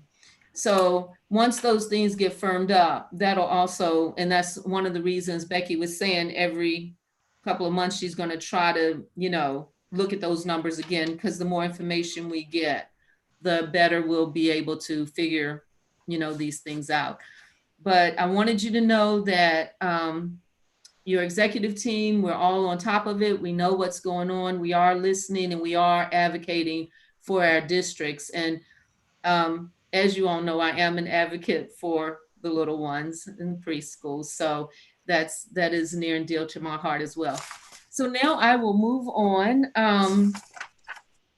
So in section A, it's a recommendation to adopt a resolution for the Mount Healthy City School District to participate in the Unified Purchasing Cooperative of the Ohio River Valley for the 2021 school year. So moved. Thank you. Do I have a second? Second. Second. Kenny got ahead of you just by a second there, Kim. So I'm going to say moved by Mrs. Ellis, seconded by Mr. Glenn. Any discussion? Could we take a vote, please? Ms. Bryant, Yes. Mrs. Ellis, Yes. Mr. Glenn, Yes. Mr. Kilgore, Yes. and Dr. Turner. Yes. Okay, thank you. And B is the second reading for recommended Mount Healthy Board of Education bylaw and policy changes. So moved.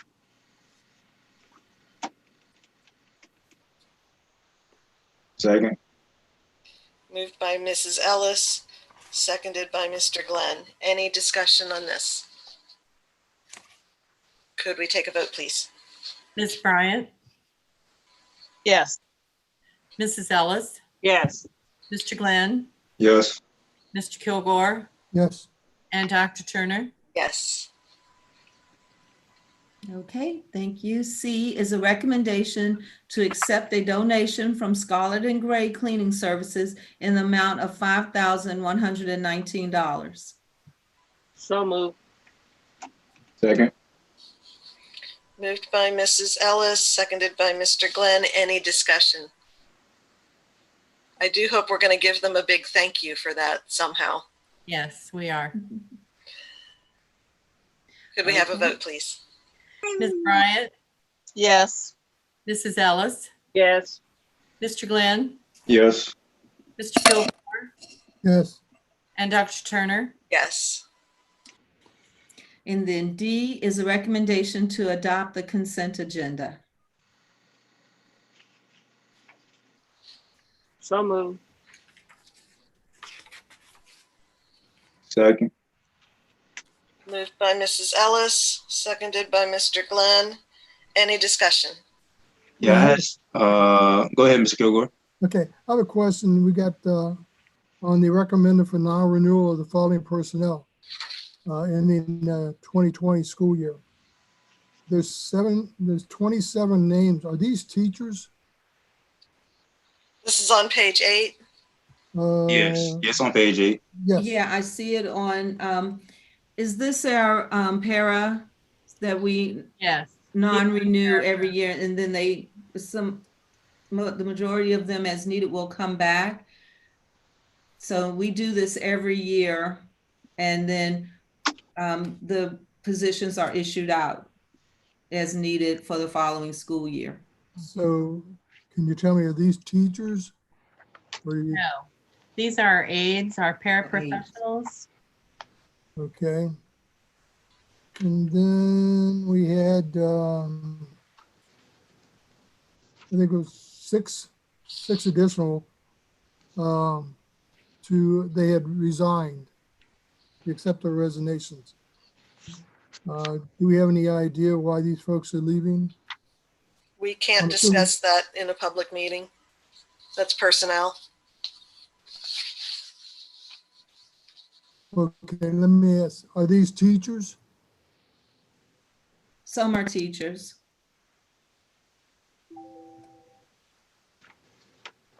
I believe a couple of people relocated. Yes, very reasons why they resigned. That's okay to say that, I guess. Yeah, I think that's fine. Okay. Mr. Glenn, did you have some questions? No, my question fell under the lines of the non-renewals. Okay. Any further discussion? Could we have a vote, please? Ms. Bryant, Yes. Mrs. Ellis, Yes. Mr. Glenn, Yes.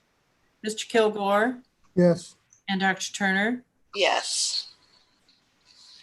Okay, that's everything for me. Thank Okay, you. thank you.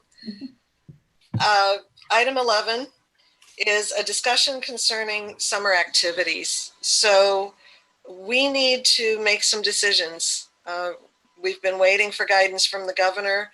I believe just today he said that things like summer camps are allowed to go forward, but I believe at this point we're still not allowed to use our school facilities for anything.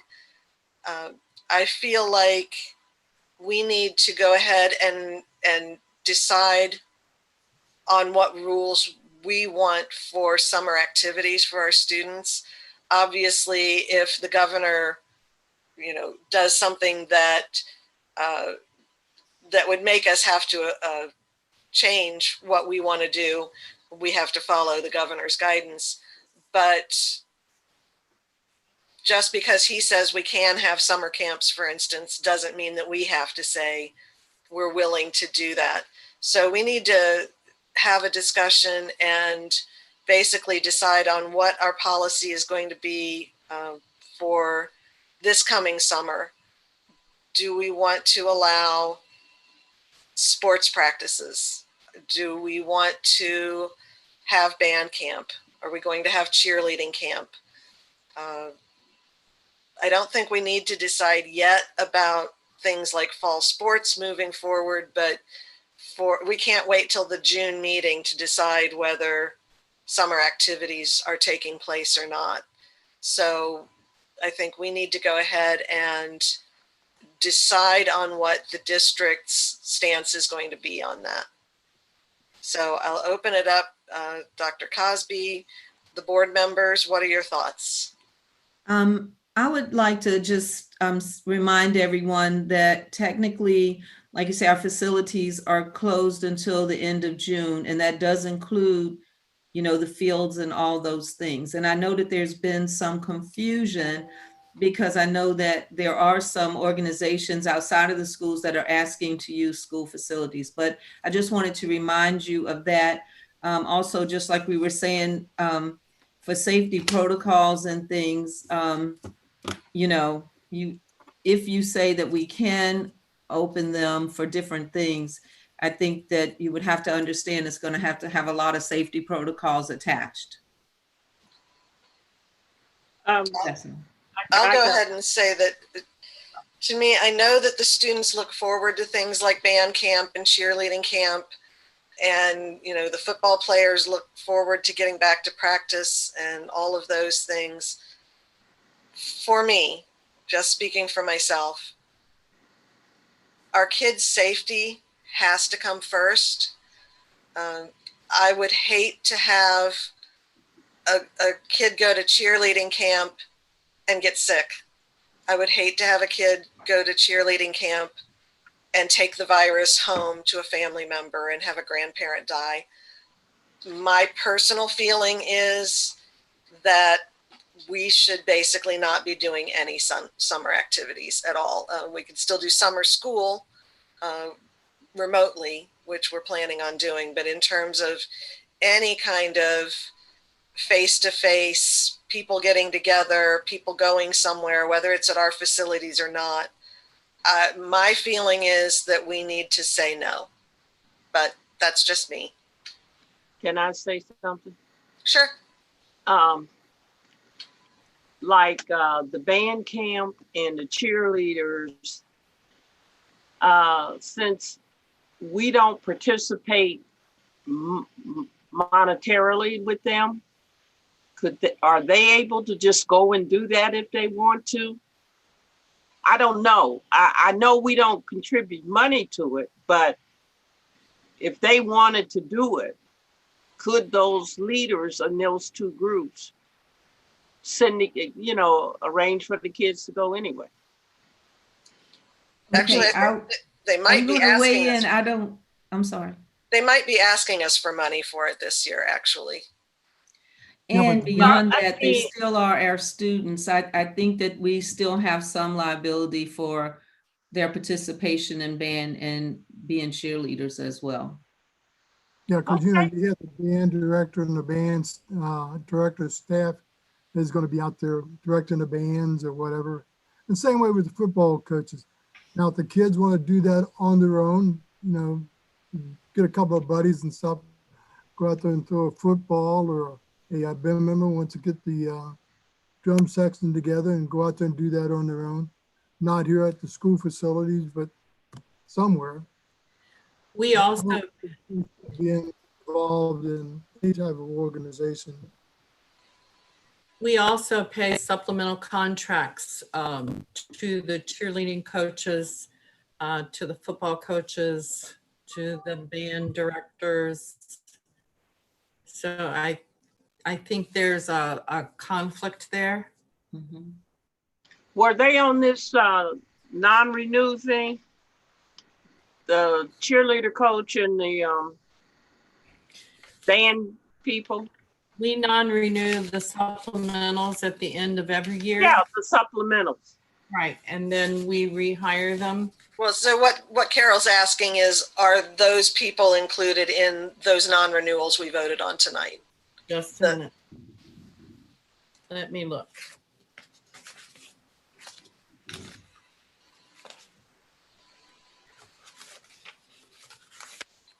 I think while you're looking for that, Mr. Kilgore is correct. If two football players want to go to the city park and throw a football back and forth, we have no authority to tell them they can't do that. But Dr. Cosby is correct in that if we're looking at them as our students, if they're doing anything in the name of Mount Healthy, the Mount Healthy marching band, the Mount Healthy cheerleading squad, the Mount Healthy football team, we have a responsibility to them and we have liability for them. And so I would say anything that is officially sanctioned by the school district, I would not be in favor of doing over this summer. I think everything's just too uncertain. We did not non-renew any of those contracts, but it is, Ms. Corner reminded me that it is in the contract that they sign every year that it's automatically non-renewed at the end of the year. Okay. So they haven't been at the end of the school year, like July the 31st. Is that the date you're talking about? 30th. 30th. 30th, yes. So have they been hired for this summer? I don't believe those have been issued yet. No, Okay. I don't think so. If the contract expires July 30th, that means they're good until July 30th, right?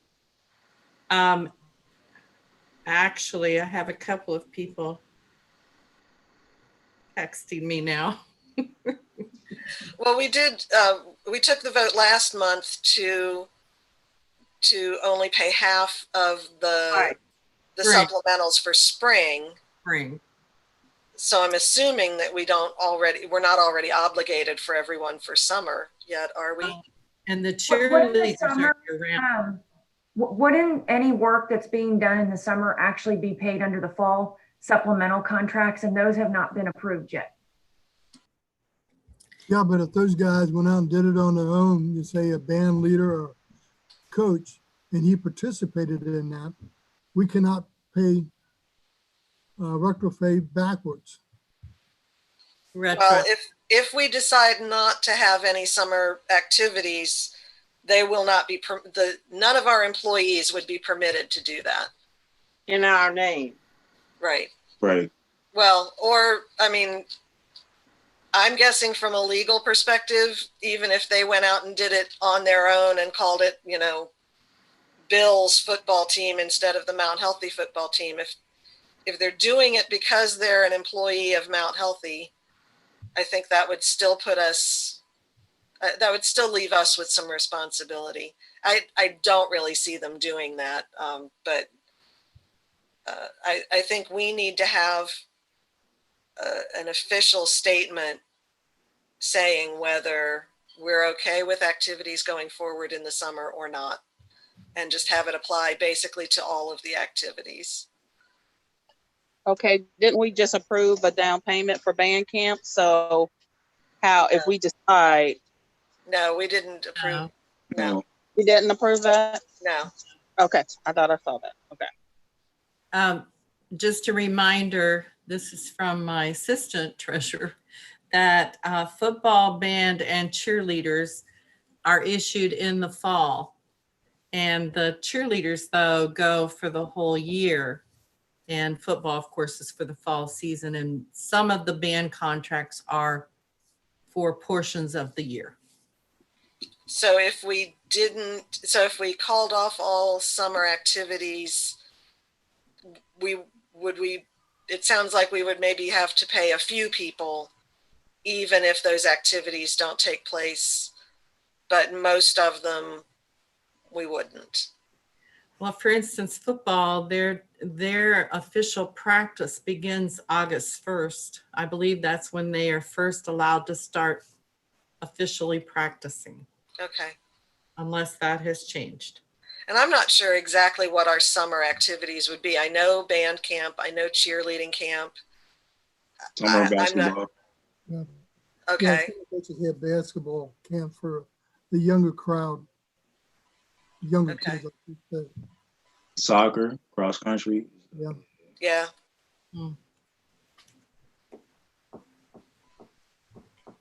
Do we have any idea what other local school districts are doing as far as this? Dr. So far, nobody. I'm sorry, Beck, go on. Oh, she's muted. You muted. I was saying you probably know.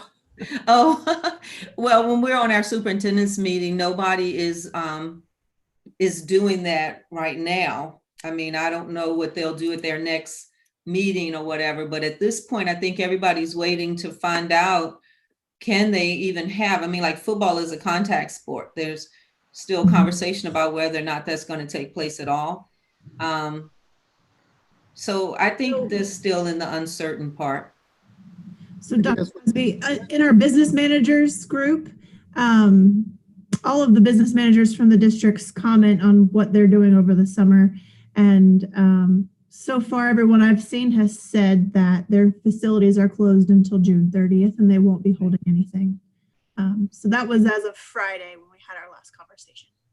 Yeah, I think Ohio Athletic Association may be a key part in this too, because they usually determine when the sports can start. Right. So you may want to contact them. And if they say no sports during the summer, you know.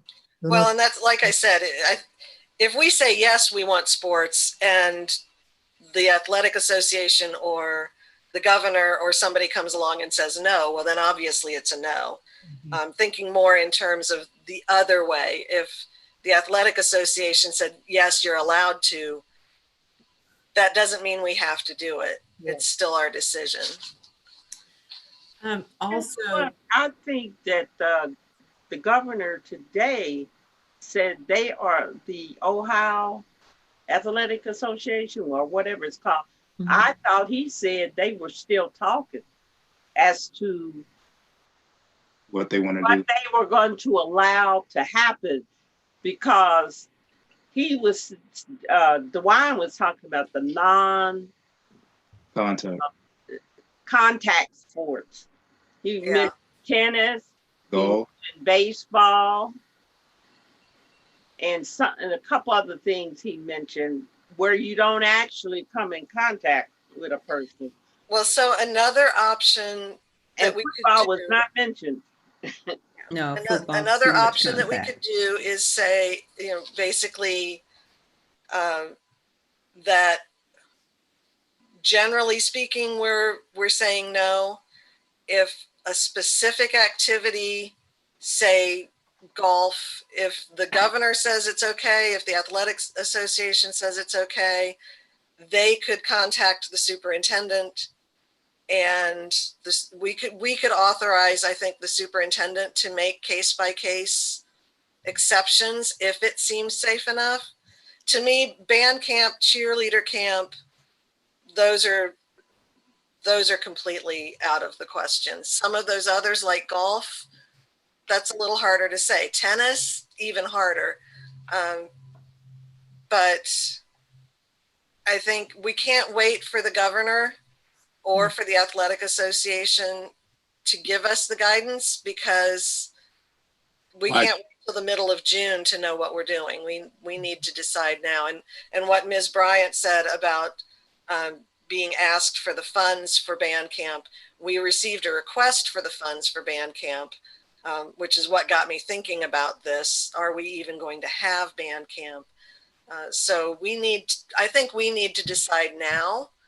And like I said, if it's overridden by the governor or by the athletic association, then it's overridden. But we can make our own rules for the moment, at least. Yeah, I have a question.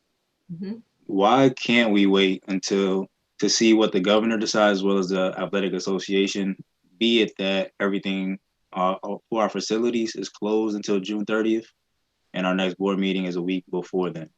Mm-hmm. Well, if the band boosters are asking for money for band camp, for instance, they have to make their reservations now. I'm guessing that the cheerleading camp has to do that very soon too. So we don't want to say, yes, go ahead, make the reservations, here's the money, they spend the money, and then we end up not doing it. For the sports that happen later on, I think that would be fine. But for some of these things, I think we can't wait that long to make the decision. The athletic association isn't going to have any say, for instance, over band camp.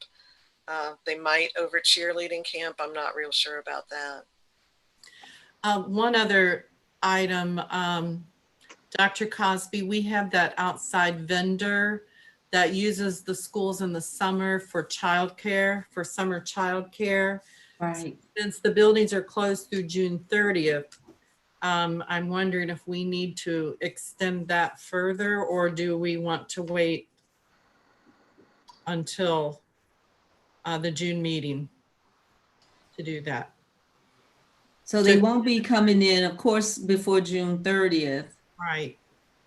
But so this is sort of like, Becky, I mean, I think Dr. Turner is getting at how much preparation do we want people to do just to tell them that we're going to ultimately say no.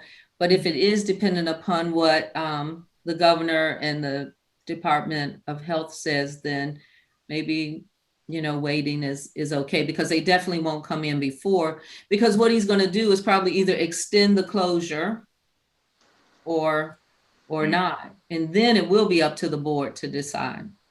Mm-hmm. Yeah, and like Dr. Cosby said before, I've seen predictions that, you know, if they open the schools, districts might have to do things like put up plexiglass screens between every student in the classrooms. I can't imagine what the cost would be for something like that. But again, it comes back to urging the national and state legislators, if you're going to make us do something like that, and we absolutely want to keep our students safe, but if we're going to have to put in new infrastructure into the buildings for that, then they need to be helping pay for that too. But that's kind of getting off this topic a little bit. Becky or Reva, do either of you know, like, which things would have to be decided before the next board meeting in terms of whether we will allow them to go forward or not? Well, like you said, the ones that have to make reservations in advance. I know cheerleading has to do that, and obviously band camp. But the band camp request we got was for last year's band camp. Yes, but I think you think they're requesting it as well for this year. That was the impression I got. I could be wrong there. But either way, I mean, regardless of the money side of it, we have to be deciding just whether we want to let these activities go forward from a health standpoint as well. So when does band camp need to know? When are they? I have no idea.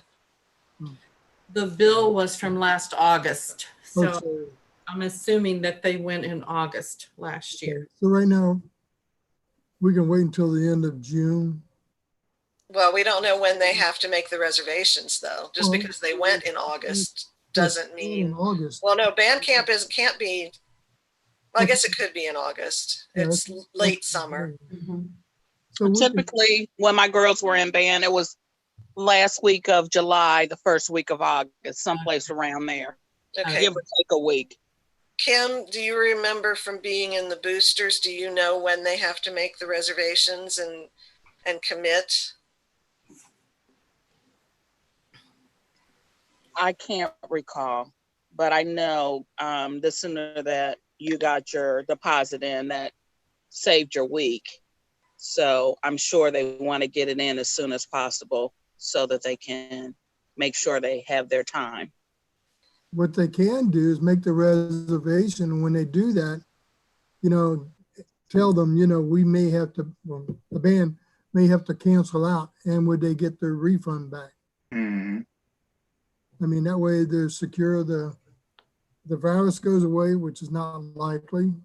At least they have a reservations go on if they can play or practice. I just received a text from a band member's parent, and last year's band camp was in the middle of July. Okay. And there is a money requirement. I'm trying to read this without my glasses. And they've paid the deposit for this coming year. Oh, they have. My recollection is the deposit isn't a whole lot. I think it was $500. Right. Whereas it's several thousand for the camp overall. And ours is, I just got another text that we don't go off site. It is at school.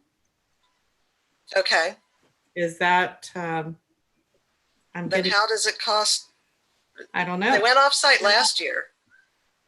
Yeah, I think they went off site for like 2 days, but they did a lot of their practice here at Mount Healthy.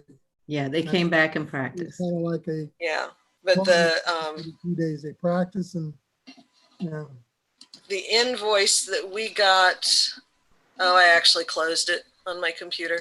Guys, I just got a text, someone involved in band that said that they would transfer their deposit to the following year if need be. Oh, okay, great. Okay. Also, I've got another text that said there is no cheerleader camp. Okay, so we don't have to decide about that. My feeling is I would just as soon make the decision, no camps, none of that. The athletics that we can put off, we can decide later. But everything I've read has said there is no way at all that things will be safe enough to do something like a band camp before the end of summer. One more text. Okay. Last year, they were off-site for a week and on campus for practice. Yeah, they always practice on campus, whether they leave or not. They practice for several weeks. I would like to recommend that we don't have to cancel cheerleading camp if there is no cheerleading camp this year. At least band camp, I think we need to say no to. And if there's anything else that we would have to decide before the June meeting, I think we need to decide on anything else that would come up before then also. Okay, I got another email. They're not planning band camp this year. Okay. They're not planning on doing it this year? Yes. Okay. That's good. Then No to any of everything. the athletics, do we need to decide about any of the athletics ahead of time?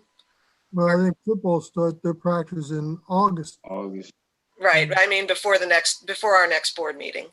No. Probably not. Oh, Okay, then we've had that discussion and we don't have to take a vote. Sounds like everything's decided. And All can right. I ask a question here? Michael Burdett has said he's only received 5 questions. So if any staff member has a question and haven't had a chance to put it in the document, please do so. Thank you. Mhm. So yeah, that brings us to item 12 on the agenda. And let me give a little bit of an introduction to why we're doing this. 3 years ago, when we started talking about the preschool building, I know that Dr. Cosby went around, she talked to teachers, I think especially in the elementary schools. They were really enthusiastic about this plan. They were very aware of how badly we need preschool education expanded in this district. When we were talking about the plans early on, there was just such a huge level of enthusiasm. And then that plan got voted down by the board in January of 2018. Now we're back on track with it again, but obviously a lot of things have changed in the last 2 or 3 years. As Ms. Brooks said in her 5-year forecast, we don't know exactly what's going to happen with the finances for the district. John Noble did share with us that it's very likely that the contractors would bid the job lower than they would have even, say, 5 or 6 months ago, because they're pretty desperate to keep their crews working now. So that could work to our favor. That could be definitely a savings. But when we were talking, I was talking with Dr. Cosby a couple of weeks ago, and Ms. Brooks had expressed several times how concerned she was about the finances. And I said, at this point, I know that the final decision is the board's. The 5 people who were elected to be on the board make the final decision. But I felt that things had changed enough by now that I wanted to make sure that we still have the backing of the teachers, that the district is still on board with doing this. I don't want us to make the decision to move ahead and have teachers come back later and say that we didn't want it anymore because of the finances. I want this to be a discussion that includes more than just the 5 of us, even though in the end it's our decision to make. But I really want to hear from the Mount Healthy staff to see where they are with this and how they feel about the plans that we saw tonight. I mean, I know that we solicited questions, but it doesn't even just have to be questions. It can be comments, it can be observations, hopefully not too many so that we're not here all evening long. But if anybody out there has something to add, any of our faculty and staff, we really do want to hear it. We want to know where you all are in terms of making this happen. I will also say we had a virtual meeting with the architects and the project manager last week. It was Dr. Cosby, Ms. Brooks, and me. And the project manager made it really clear that if we come back and say we absolutely want to do it, but we absolutely have to bring the cost down some, we could probably do that. We would lose some of the really fabulous things that were in that plan that we were shown. We could make drastic cuts. I would hate to see that happen. I'm still 100% on board with us needing this building. But it's not my decision alone, and I would really like input from those of you out there who will be using the building, who will be teaching the kids coming out of that building in the coming years.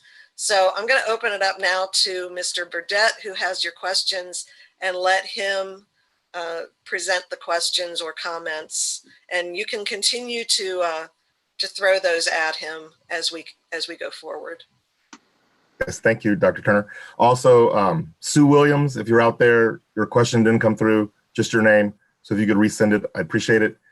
And also staff, this link will stay up as the question, after this meeting's over, if more questions are added, I will forward those to the board. With what you just said, Dr. Turner, this kind of is a good first question, saying that the board, really wants to do this and having to cut things perhaps, but we don't want to do that to make it a great building. One question from Julie Turner for the whole board is, with so much uncertainty, financial, staffing, and in other areas, has the board considered pausing the new building for the time being? Okay, you said that was from Julie Turner. I'm sorry. Julie, it was not. So the board has not overall discussed that. That could certainly be part of the discussion this evening. Ms. Brooks and Dr. Cosby and I have discussed that briefly. I can't speak for the board when I'm talking to them, so it's not like I can make any decisions. Personally, I would be reluctant to press the pause button on this, and I'll tell you why. First of all, we all know that we have the surplus, we have the funds now. This district has almost never had surplus funds. This is the most amazing thing for us to have the opportunity to do this at this moment. And the way I'm looking at it, let's say worst case scenario, the state does come back and cut us by 10% or more. I don't see that happening, but let's just say they do. Every district in the state is going to be in huge trouble at that point if that happens. And the way I see it, if something like that were to happen, we have two different ways that this could play out. We could go ahead with the building because we have the funds, and then the state cuts our funding. Okay, we're hurting horribly like every other district in the state, but we have this new building. Or if we press the pause button, then that money is going to just sort of slowly leak out. If our funding gets cut, sooner or later, we'll still be in that position of being hurting as much as any other district in the state, and we won't have the new building to show for it. That's my personal take on it. But the board has not overall discussed the possibility of waiting. The fact that the construction costs could be down by as much as 15 or 20% if we act quickly, that's a huge savings. But again, it's not my decision to make. So the board members could certainly weigh in. Could I add one thing? Sure. There's kind of two ways you could pause, right? You could pause for, it kind of goes to the conversation you were having about summer plans. You could pause for a couple of months just to figure out where things are and what's going on. Or you could pause for a year or whatever. I would toss out, though, that if you pause for a couple of months, you are effectively pausing for a full year, because given the time schedule that we're working under right now, we're trying very, very hard to get you in by next year. The amount of work that's required between now and you moving in, we're on an incredibly tight schedule. We don't have room for a month pause, unfortunately. Not trying to put you under pressure. I'm just trying to tell you that if you decide that you want to pause, even if it's only for a month, you're effectively choosing to pause for at least a full year, at which point all of those things that we've talked about in the past, escalation of costs, potentially losing what might be a good bidding situation, those things are completely up in the air, and it's unlikely that it's going to get less expensive.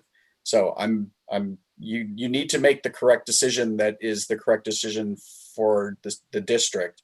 But please don't make the mistake of thinking that you can pause for a month or 2 months and then we can just keep right back going and you'll be back in right on time, because there's too many dominoes to allow that to happen. Okay, and when we started all of this, the initial discussions were about 3 years ago. We had one cost estimate. Then when it got voted down in early 2018, that was the pause button then, or a stop button at that point. When we reset and started up again earlier this year, you told us, Mr. Noble told us, that construction costs at that point had gone up by 15% from where they would have been had we gone forward in the first place. Yes. The fact that now we would actually gain back that price escalation. Yeah. Right now the bidding is lower. I want to caution. We're hoping. We're hoping, yes. We're there are hoping. no guarantees. What we're sharing with you is that in the past 2 months, we've seen prices come in lower than we anticipated. The one thing that I would never try to promise is exactly what the bidding market's going to be, because it fluctuates very rapidly and adjusts to changes. It's conceivable that in 4 months, maybe construction companies will have had to lay people off. I don't know. On the other hand, all of a sudden, everything may be taking off. So there are a variety of factors that could adjust all of that. What we are seeing is that it is a good environment now, and it feels to us like it's only going to get more expensive. So right. Yeah. No. I'm sorry to over caveat it, but I don't want you to think that we're making promises.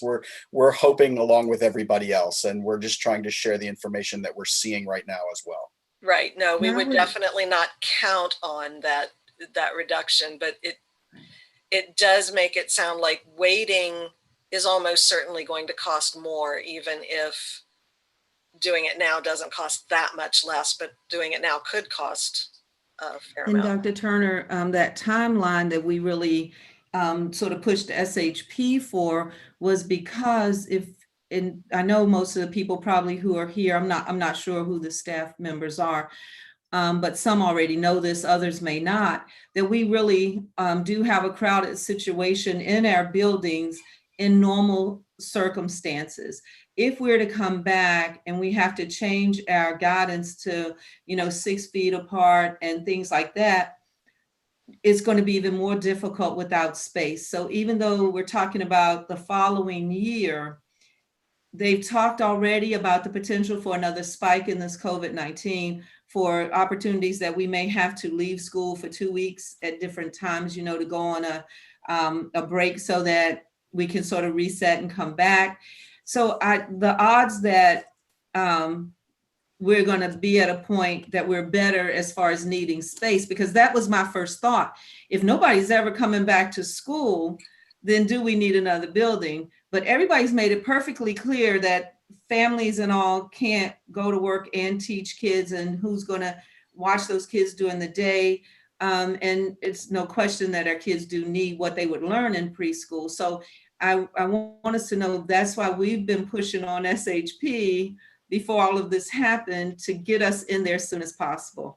And I don't think that has changed. I think if anything, the more room we would have to spread out our kids, the better off as a district we would be. Yeah, and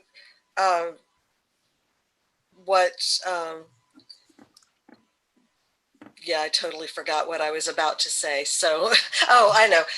So what John was saying about if we pause it for a month, we're pausing it for a year.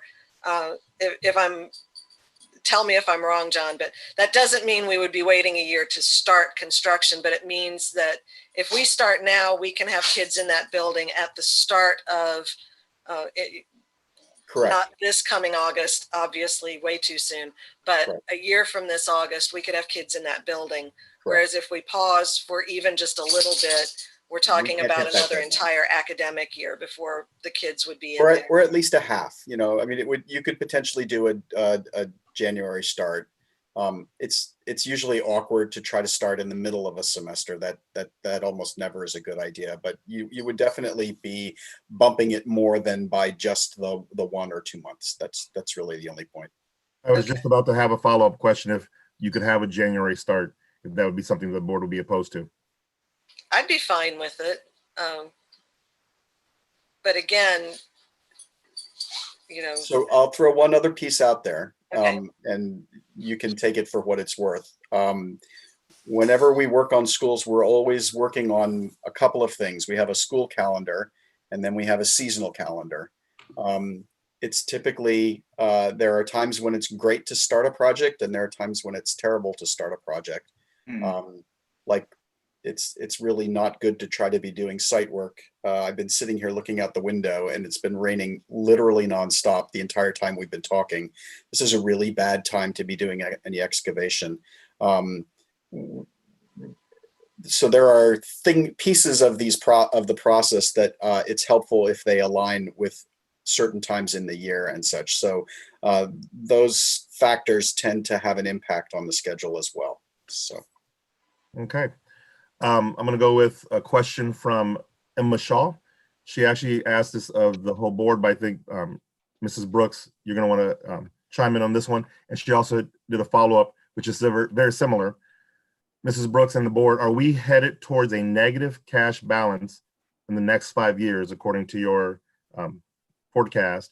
And does the 5-year forecast include the additional cost of staffing for a whole new school? Based on the numbers that we are currently using, which is based upon what we don't know yet, we would be in a deficit spending situation at years 4 and 5. But of course, by law, we can't do that. So we would have to make cuts somewhere to keep that from happening. And if they remember from previous forecast, 4 and 5 usually have a deficit at the end of those years, but we never do that because we can't by law. Yeah, my husband saw the 5-year forecast presentation the last time you did one. And after the meeting, he said, so the district's going to be out of money in 5 years? And I said, well, I've been on the board for 6 years, and every time Becky has done the 5-year forecast, it always shows that we're going to be out of money in 5 years. So, and that's not to say that, like Becky said, that might mean having to make some kind of cuts. You might recall that when the new building was voted down, the sort of compromise that was posed by Steve Harness at that time was that instead of the new building, we would give the kindergarten teachers aides. Well, if we're building the building, we might discuss, if that was a trade-off, do they get to keep their aides? There are things that we will have to look at budget-wise. Some of the teachers weren't even here, but 2 years ago when we approved the raises, and Becky talked about the raises just a little bit when she did the 5-year forecast, those were good raises. It was a 3% raise each year for 3 years in a row. So basically a 3% raise the first year and a 6% raise the second year and a 9% raise the third year, plus the steps which teachers get, which I think is approximately 5% on average or something like that. Not each step. No? I have to look at the schedule. I'm sorry. Okay, that's fine. I could be wrong on that. Those were very good raises, and at the time of the negotiations for those raises, it was pointed out to the union that if we give raises of that size, it was very possible that in a few years, we might have to start cutting staff to be able to afford those raises. And we were told, that's fine. We want the raises. We're willing to cross that bridge when we come to it. And I don't say that to make it sound like, well, you guys took the raises and so, too bad. But just to point out that, there's always a balance. There are always things that we're trying to add and things that we're trying to subtract, and trying to make the numbers all come out the way that they're supposed to. To my way of thinking, the real question here is, do we feel that this preschool project or early childhood project is something this district really, really needs, or don't we? But continue, go ahead, and anyone else who wants to weigh in on that follow-up question, feel free. Go ahead, Mr. Glenn. Well, that kind of leads to this question from Julie Wakefield also. The support staff and teachers will be renegotiating next year. Will the new building affect salaries going into negotiations? Would it be beneficial to have a new building when it is pretty clear there could be staff cuts fiscal year 21? To the board, to the whole board. So my understanding is that when we've talked about staff cuts, and there have been discussions about that, we did understand even before the pandemic that we might have to tweak the budget a little bit. And Becky and Reva, you can feel free to correct me if I'm wrong. But I think a good part of what we were talking about was there are some administrative positions that as they become vacant, we're not going to fill. So we'll be reducing the administrative staff by at least several people. And then maybe some others, like I said, like the kindergarten aides, that was supposed to be instead of the building. So if we're getting the building, we might have to talk about, are we keeping the kindergarten aides? And we may decide yes, but I don't see it being, we're going to cut teachers and increase the class sizes or anything like that. It's going to be more positions are opening up, and maybe we won't fill some of those, or maybe we might reassess. Can we consolidate some things? The raises last time around were very generous raises. I can't speak for the board. My guess is, given the current uncertainty of the economy overall, I can't imagine any district giving a raise, giving a contract like that in the near future. So not just us. I would imagine that most districts are going to be a lot more conservative in their next round of negotiations. Becky, do you want to add anything to that or correct me? Feel free to correct me if I'm wrong. No, we have discussed all of those options. We've not necessarily put all of those in place. Would you agree with that, Reva? Yeah, I was going to say that there are lots of options. In this forum, we're not going to be able to tell how we would correct the budget if it were to start to get into that area that we needed to. But like Becky said, we can't run in deficit. So something will happen. I know we don't, as a district, we haven't had a lot of luck, as many districts haven't, with the levy, but it may be something we have to talk about. Becky had talked about bonds, selling bonds. Right now is not a good time, but who knows what it'll be like in 6 months or a year. We talked about just so many different variables that go along with doing your 5-year forecast. And like Julie said, since I've been here every year, that's just the nature of the beast of looking at a 5-year budget, even for your home, for anyone. You don't know what's really going to happen. So you hold things, or if you're very conservative, you say, okay, I bet my water bill is going to be very high, because you want to, be sure that you're doing enough. So sometimes the reality ends up being better than what we anticipate. So I think for us to I think that what we should be looking at, and I think the way Julie said it, Julie Turner, is the question, do we believe that this is something that's good for our children and for the district? And if that answer is yes, because we can't afford to do it, then we figure out how to make it happen. I mean, I think that's an important question that sort of supersedes how is it going to happen, because that we don't know. I mean, we're assuming that, not assuming, in the general term, assuming that that's what you have to do when you do a 5-year budget, that there's going to be a 10% cut and you have to put something in there.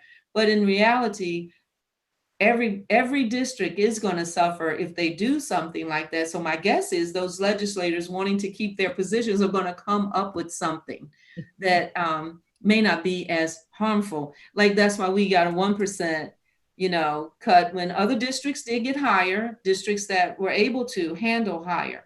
So I think that we shouldn't go down the negative road. We should go down the road of what is best for our students and how do we make that happen? So that's really primarily the question. Do we believe that this is something that is best for our students? Do you know, Dr. Cosby, is it expected that additional positions would need to be added to the staff for the new building? And this is from Chrissy Riddle. Oh, I know that we have talked about, it would probably, what we would hope is that we would get a lot of students because there is a lot of need for preschool. But the primary initial thing is just to move what we have into that building, and then we'll see how it grows and as it grows. I do have a question for Becky. Becky, how much do we have in our account now, our budget? I'm sorry, how much do we have what? In the budget?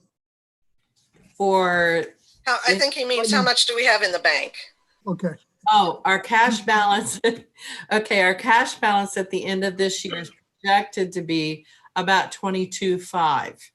22 million. 22,500,000. My next question, how much is it going to cost to put the building up? The projection right now is 10,282,000 if we do everything the way we have been looking at it. All right. And John is still on here, I think. All right, so roughly we had 22 million. You're going to spend $10 million now for the building. Well, over a period of a couple of years. Mm-hmm. Yeah, we're going to leave us with 12 million. How much is the budget for the whole year? Do we have to spend out of this 12 million for this coming year? The whole year budget's running roughly $45 million every year. And we have been outspending our revenue for about 2 years now. And we're going to continue to do that unless we make cuts in various parts of the budget. It's so right now you're saying if we go forward with the building and then the paying of our bills next year, we're going to be broke. So we're going to have to ask for a levy. No, not at the end of next year. No. At the end of the third year, and we're not going to be broke. We're going to, because we're still going to be bringing in money. We just have to spend less in order to make it stretch. So we're going to have, if everything happens exactly the way it's set out in the budget, and we know that never happens. It would be a miracle. That would be a miracle. I would be so wealthy if I could make that happen. So we know that that's not going to happen. We're going to have to make adjustments in various areas, various places to keep from doing that. And the fourth and fifth year are so nebulous. It's completely nebulous because we truly don't know what's going to happen between now and we don't know what's going to happen with the budget, with the state budget for next year. So then what is the expected time frame that you would need to ask for a levy? Julie Wakefield asks. Are you asking me for this? The board, the whole board, what is the expected time frame? Then he would say, we are not going for a levy. We'll find something else. We are not going for a levy. Yeah. Okay. My vote is we are not going for a levy. That is my vote. I think, and I don't get to vote. I'll remind, and I always feel like I need to look up the exact number. This district has not passed an operating levy for what, 11 years? It's 2003. 2003. So the fact that we've been able to stretch our budget for that long is really a testament to Becky's ability to work magic.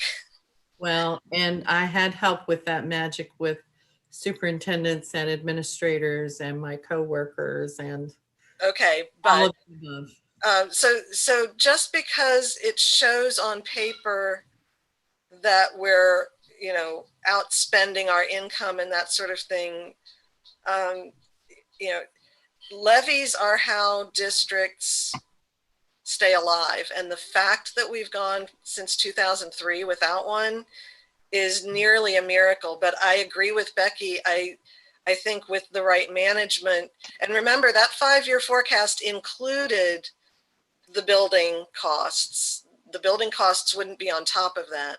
So I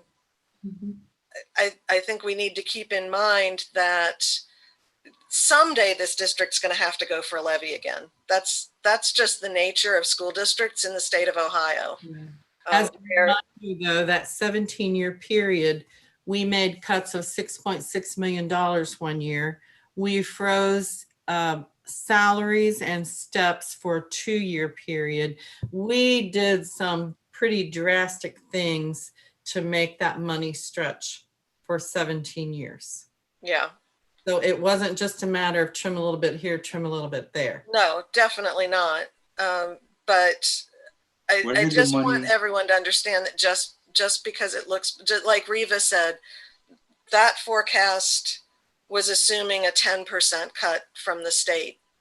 But Governor DeWine already said that he had taken what he sees as the most drastic cuts, and ours was less than 1%.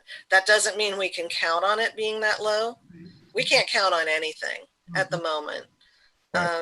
We can count on the fact that our kids need preschool education. We can count on the fact that our buildings are going to continue to be overcrowded.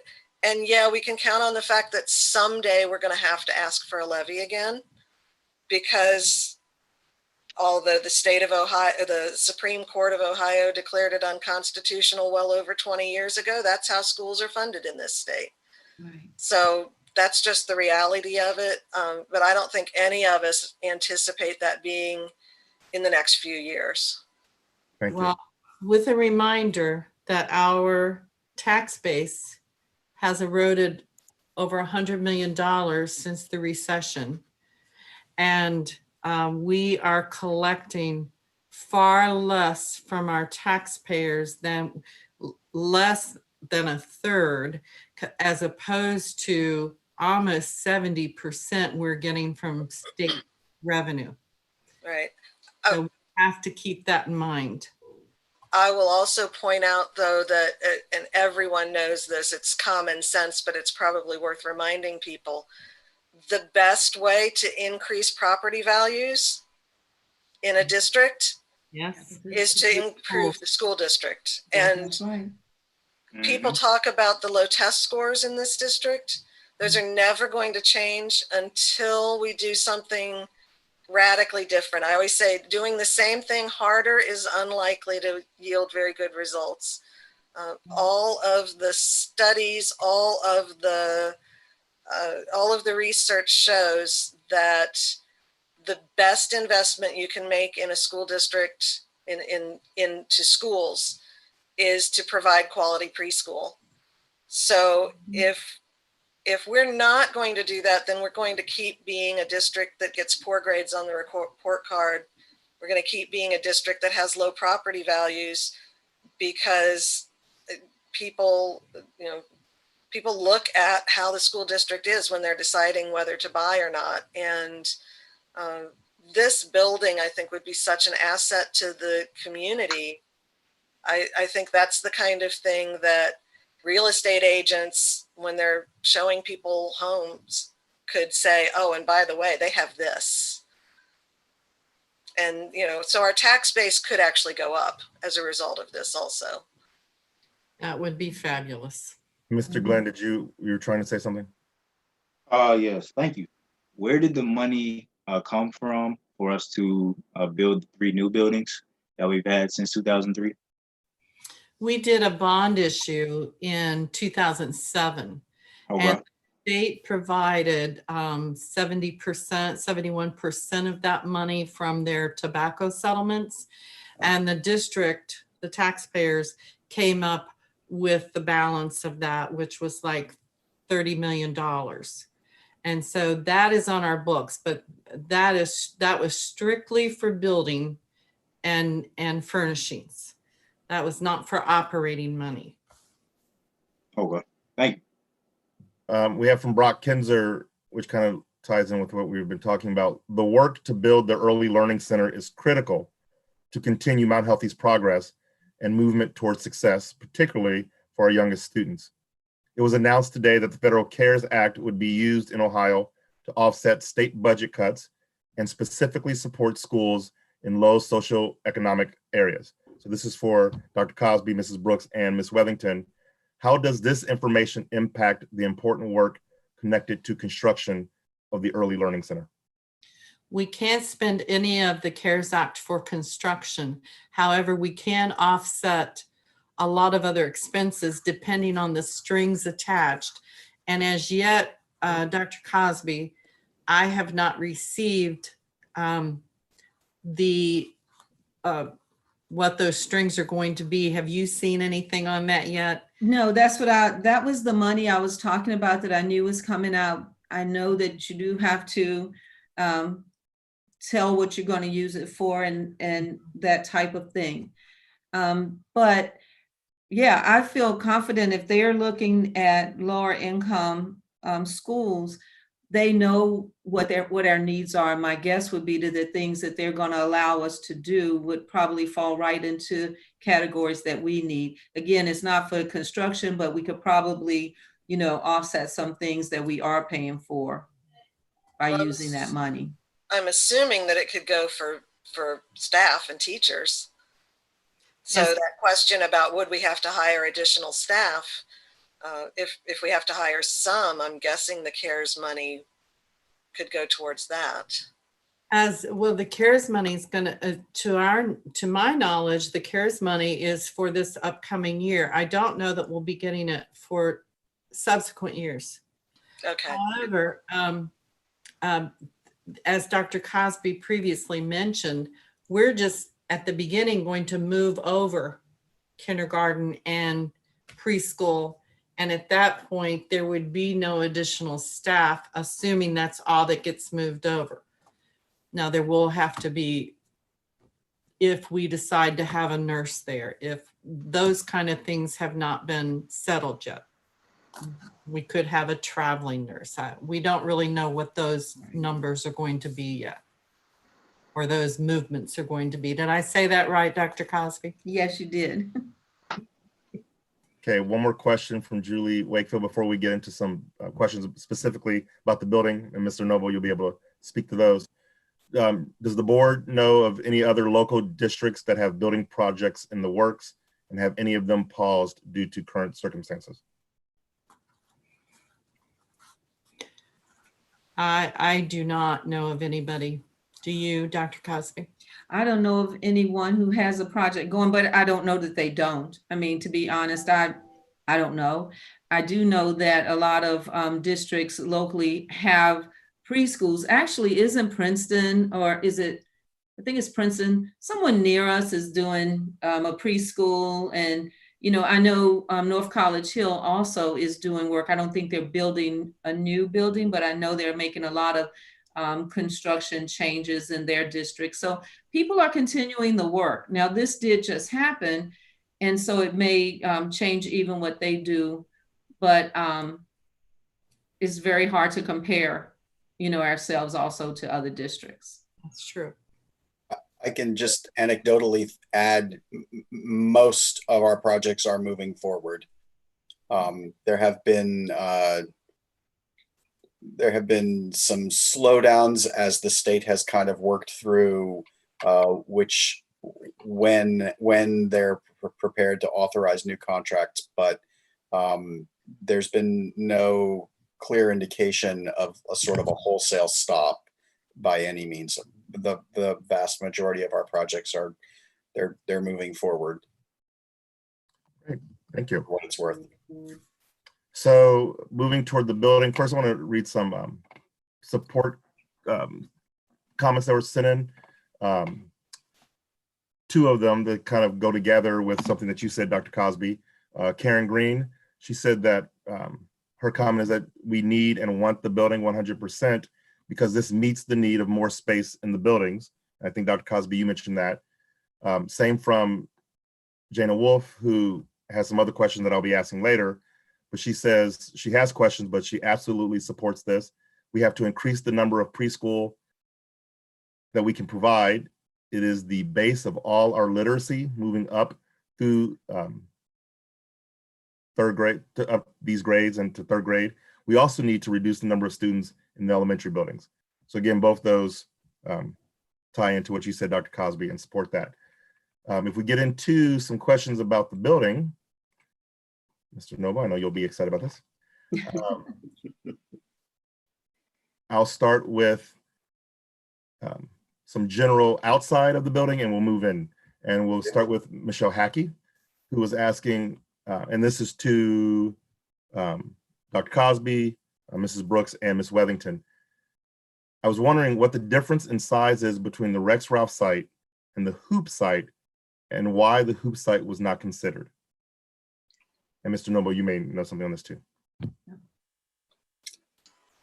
The Hoop site we looked at early on. We looked at locating a couple of different programs on the Hoop site. I think that the challenges that we found with the Hoop site were fairly complicated in terms of sort of integrating with the traffic flow.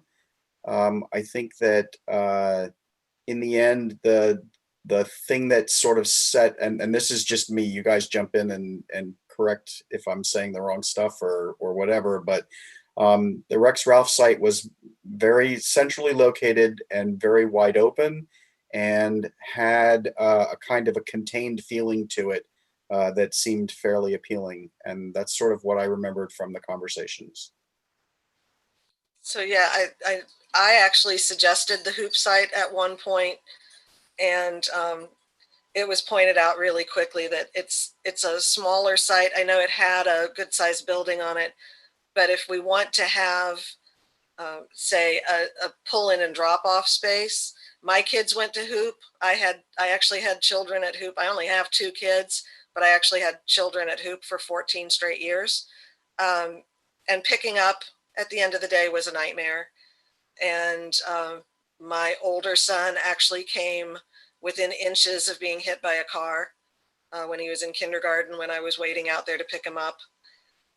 So the pickup and drop off, when you can have a dedicated driveway instead of having it be on the street, is a huge advantage. And then the things that Mr. Noble talked about, the outdoor sort of exploration spaces, having a meadow, having just places where the kids can go out and run and explore wildflowers and that kind of thing. We couldn't do anything like that at Hoop. If you remember, the building, by the time you get building and parking, you're pretty much out of space on that lot. Yeah. Okay. And the question about the pickup and drop off line is a really, really big one. The thing that's super nice about the Rex Ralph site is that we can essentially contain effectively all of the cars within the bounds of the site, which is a huge, huge benefit to the community. There will be minimal impact on the surrounding traffic, and anytime we can reduce that, that's a major plus, especially for a preschool. Okay, I have some more questions from Michelle Hackey, but I will say she had this comment: the building design looks amazing. And I say it like that because there were 4 exclamation points after that. But she does want to know. Thanks. She does want to know, is the entire site enclosed in fencing? At this point, our plan is that yes, there would be a security fence that would go around the perimeter. Exactly where that fence lies, we'll have to decide based on cost and logistics and the rest of that. But the intent is that there would be a security fence that would surround essentially the effective campus of the school. And then do you know how far it is from the bus stop, the bus drop off to the front entrance? I don't know exactly. I could measure it and send you guys a response that you could post.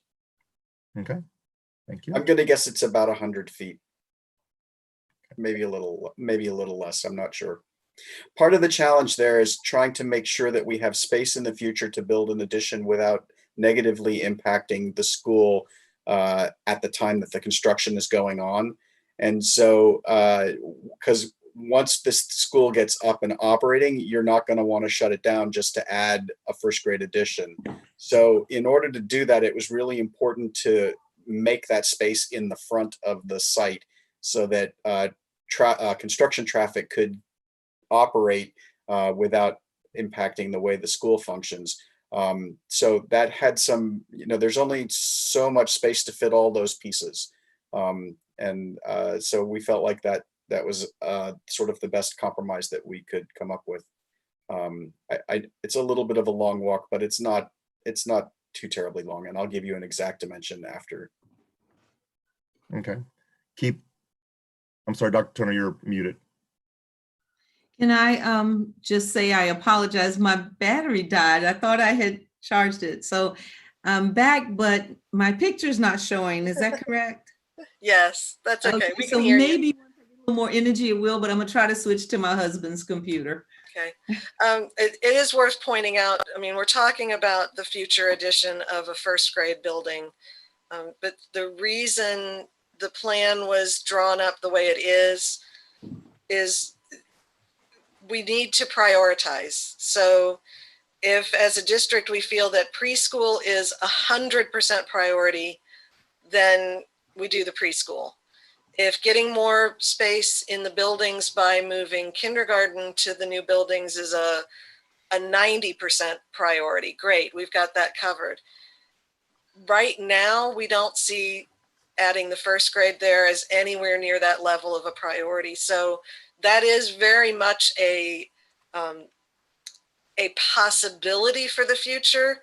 The rest of this plan doesn't depend on that happening. If we do everything that we saw in John's presentation tonight and never build the first grade part of it, the part that we would build now will be fully functional and as wonderful as it looked. And, it's not dependent on someday doing that first grade. It would be great if we can, but since everything is so up in the air these days, if, in 3 years, the district says there's just not money to do that, then we won't do it. But we'll have the preschool and the kindergarten. But there's the question, Mr. Noble, that Jana Wolf is asking. We have 10 kindergarten classes now. Why the decrease to 9? I'm not sure that I can answer that question. I would have to defer to you guys on that. These were the numbers that we were given. I'm sorry, I don't mean to punt. No. I don't think I can answer that one. To someone else, Ms. Wethington or Dr. Cosby.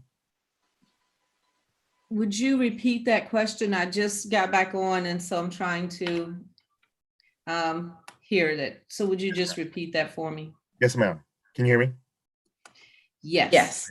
Okay. We have 10 kindergarten classes now. Why the decrease to 9? Oh. My best estimate is that it was just that, I guess, what we would need. Hang on. I think Jason needs to take you off of one of your. I'm gonna close one. Sorry, I left that meeting. So yeah, that's my best answer. We were doing our best to guesstimate what is the next group of kids that will be coming up, that type of thing. So this isn't an exact science. Okay. And so I would add one more thing that may help address that question. All of the classrooms are effectively identical. I mean, there's some that are different shapes, but they're all the same size and they're all provisioned the same way. And it was expressed to us in the beginning that you guys want to have the flexibility to meet the demand, but the demand changes from year to year. And so it's really important for you to be able to shift. If you have a lower number one year and a higher number the next year, you can move people around based on age groups and such. So the building basically is a building that has 16 classrooms, and how those classrooms get used is really up to you in order to meet your needs. The one other variable that makes it, it's not so much that it makes it a calculus problem, but it definitely makes it more than addition and subtraction, is the fact that preschool is not always entirely all day. And so the number of preschool students that you're serving is not necessarily a one-to-one correspondence to the number of seats that you have in the building, because oftentimes you'll have a room that serves a morning session and an afternoon session as well. And so there's an opportunity for you to modify your program to make sure that you're meeting the needs of your community. It may very well be the case that there are a cohort of people in the community that not only don't want a full day program, but really couldn't use one. On the other hand, there may also be people who having just a half day program is not at all sufficient. So the intent was to try to make a building that would be large enough to accommodate your needs and also offer you some flexibility. And what we were told is that the number of preschool rooms that we are showing right now gives you room for expansion. It's more space than you need right off the bat. And so potentially you do have the flexibility to move people around as well. So that 7 and 9 is not cast in stone. It's really 16 for the total number of students, and you can work it the way you need to work it, if that helps. But since you mentioned this, the preschool, Julie Wakefield is asking, will the new preschool still be 50% special education students? It's designed to accommodate everybody of all abilities. And as for the I think this is more, it's kind of I think this is more for our district leadership if we're still doing our 50% special ed program that we have with preschool. But where 50% have to be special ed students and then 50% typical. We receive funding for the special ed students in preschool. We do not receive funding from the state for typicals in preschool. So I don't think that's a 50-50 split, is it, Reva? Dr. Cosby? I think right now it is a 50-50 split. We got the same, we're doing the 50-50 in all of our rooms, but I think we have discussed going by the needs. So if we have more, those are the kids who are on our wait list. You know, we talk about a wait list, people say who's on the wait list. Our typical kids are on the wait list. They're waiting for us to get the special needs kids to be able to do the 50-50 classrooms, but that's definitely something that we would have to talk about. Or can we, and we can have classes that are not 50-50. So that would be a decision made by, you know, the administrative team. And she's also curious, will preschool students pay tuition as they do now? Well, we have, I know Becky's stepped away, but I know we charge a very little amount for preschool. Sometimes to the point that it's almost in the, this is Treasury talk, so maybe Becky should be talking it, but sometimes we end up using more money to collect the fees than we actually do for what we charge. So the charging of our preschool students is not meant to in any way keep any students out or anything like that. So that's another decision that could be made based on the needs of the district and the ability of the student. Thank you, Dr. Cosby. So let's get into the building a little bit. Although I'm gonna start with the most depressing one to talk about, COVID-19.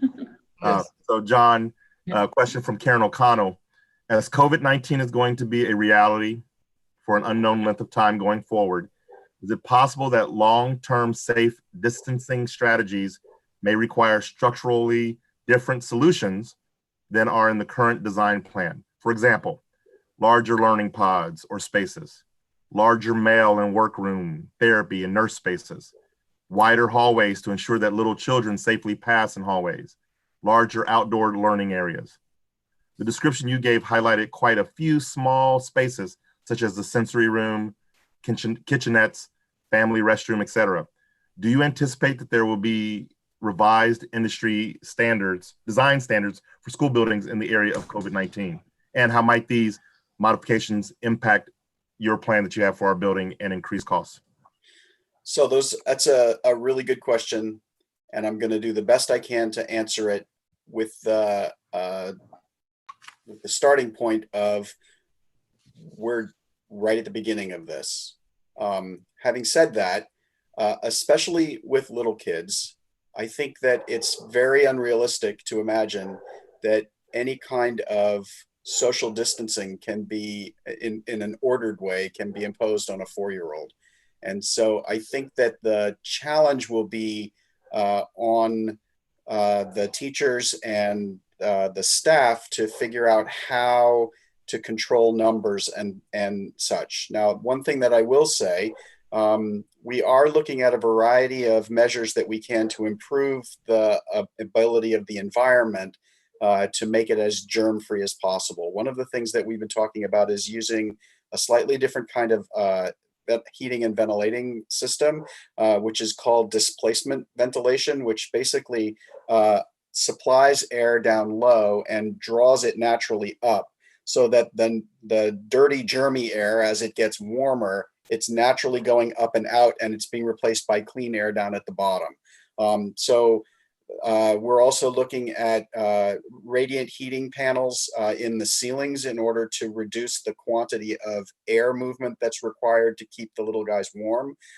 So instead of having to increase the number of air changes in a day and have lots of air blowing germs and stuff around, there is radiant heat that will keep them warm without requiring the air to carry the heat to them. We're obviously looking at all of the kinds of surfaces that we're using for things like tables and countertops and flooring and all of that. And absolutely, we're being inundated by professional learning credits from suppliers teaching us about the latest germ-free and surfaces and cleaning methods and all the rest of that, which of course we'll be sharing any information that we have with you. As far as large scale changes, I think it's too early to say too terribly clearly. I feel I just don't know. I think that we've given a great deal of space. We're all of our hallways are nice and wide. The small spaces that I described, they're not tiny spaces, they're spaces for small groups. So it's not as though it's a tiny little room. Right. It's just that it's a room for 3 to 4 children and a teacher.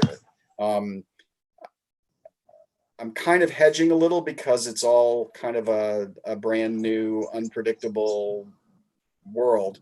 But to the extent that we're able, we're absolutely building in every safety measure that we can. And we will continue to do so.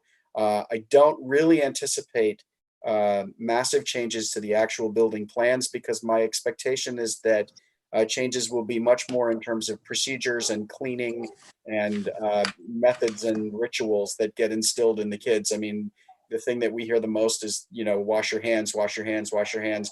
We've got 2 sinks in every classroom that the kids will be washing their hands all the time on. So I hope that answers it somewhat. I wish I had a better answer, but I think that's maybe about the best I can do. Thank you. And I would. Oh, go ahead, Dr. Cosby. Nope. You disappeared. There she is. Dr. Cosby, you're muted and you went off for a little bit. So I would start over. Unmute and then start. I'm sorry. Yeah. It would seem to me that this is going to be a scheduling issue, like how many kids are in the buildings, because yes, maybe as we move forward, they're going to make some rules and things about the way we build. For example, John, I know that you told us, depending on where you build, you have to have this big room now for kids in the event that there's like a tornado that comes through or something. And so, yes, might they make some determinations as they look at this and move down the road about how things could be better? But there are all these buildings that we have now, they're going to have to figure out how to make do with what we have. And, you know, scheduling is going to be a big piece of that.